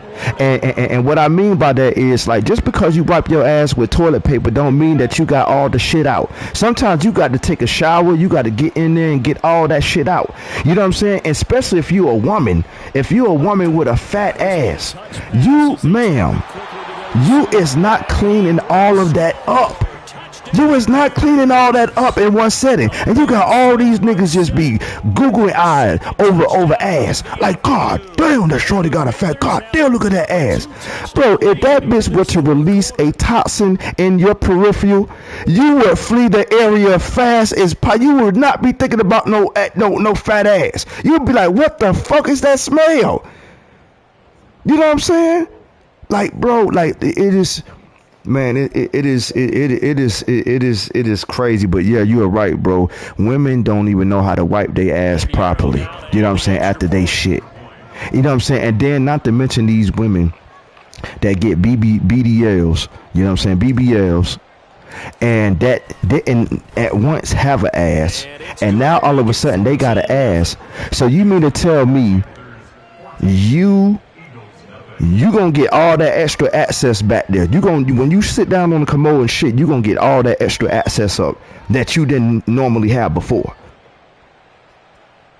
You're not getting it all up, and a lot of these women is not taking no shower after they or taking a bath after they shit. No, they not doing it. Now after the touchdown, here's Pinheiro to kick it off. Shit is crazy, bro. Shit is really crazy, man. And we'll see a return here from the end zone. And he'll be brought down shy of the 20, so the decision to bring it out of the end zone, not a good one. Ocho Cinco. You know what I'm saying? I was watching the episode with him on Club Shay Shay. With him and Shannon Sharp. And Ocho Cinco, you know, Ocho Cinco is Chad Johnson. You know, well, you know that. You know what I'm saying? But right. They had an episode, bro, where they was talking about ass and eating ass. And Chad Ocho Cinco said, bro, I love eating ass. This dude came out, he was just like, he came out with the whole repertoire. He said, man, he said, sometimes if the booty if it ain't all the way clean like that, he was like, you have it go clean, but if you don't really want to clean it up, you just put some whipped cream on it and just go to work. So you are disguising shit with whipped cream. Bro, that's what he said, bro. He was like, ain't nothing wrong with a little shit, a little tang in your mouth. That's what he said, bro. And then you wonder why Chad Johnson looked the way he looked today. Chad Johnson bro, he do not look like the player that played. He looks bad. His left eye, like one of his eyes is fucked. Look like he got cataracts in it. He looked po. You remember Chad Ocho used to be built looking. He po looking now, bro. Like, it's like that life, bro. That life consumes you, bro. And you got to think a player his status, all the money in the world, you know this motherfucker done tried everything. So you know eating ass has been in his repertoire for a while. And down he goes at the 45 after a pickup of 9. Here now, third down. From the shotgun, he'll look to throw. Oh, wow. Good shit. Good shit, bro. And they're going to have another first down as the tackle's made at the Panthers' 27-yard line. Now they'll throw here out of the gun. Goes right. Good shit, boy. I thought I had that pick.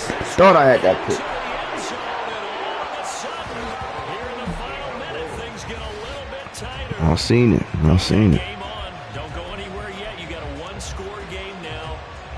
Damn. Rely on the onside kick coming up. Yeah, they have to. Yeah, man, it's crazy, man. Crazy times, man. Crazy times. Oh, it's gonna get even more crazier, bro. You exactly right. It's gonna get more crazy. That's exactly right.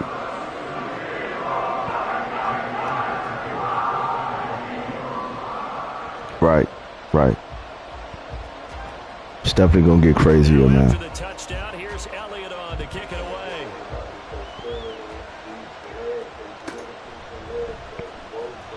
And he'll conserve whatever time he can as they'll opt to bring it out to the 25-yard line.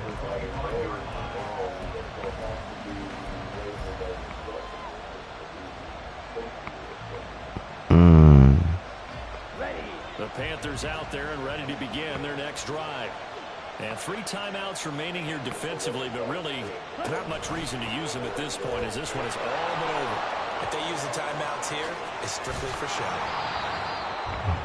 That's crazy. And he will have a Panther first down, and it is celebration time on that sideline, and they've earned it. Right. That's exactly right. On the ground, it's That's exactly right. Yo, Charlie, man, good game, brother. Good game. Final play of this ball game. So this one is over. Victory for Carolina. And it was their defense that really paved the way to this victory as they allowed the 1 touchdown, and that was all she wrote. Almost want to do the defense chant right now, right? Defense with a couple of claps in there, but no one wants to hear that from me. Yes, sir. Turn this camera off for a little bit, y'all. Take care of every aspect of the game. Shut down the run. Control the airways, right? Make sure the quarterback is harassed. This type of performance. That was a good game, man. Good game. Anybody else, man? Anybody else, man? I'm about to end the stream and we about to go on to 2K, man. Anybody else? All right, y'all. We'll be back with some 2K, man. All right. I'll catch y'all later. We'll be back with some 2K.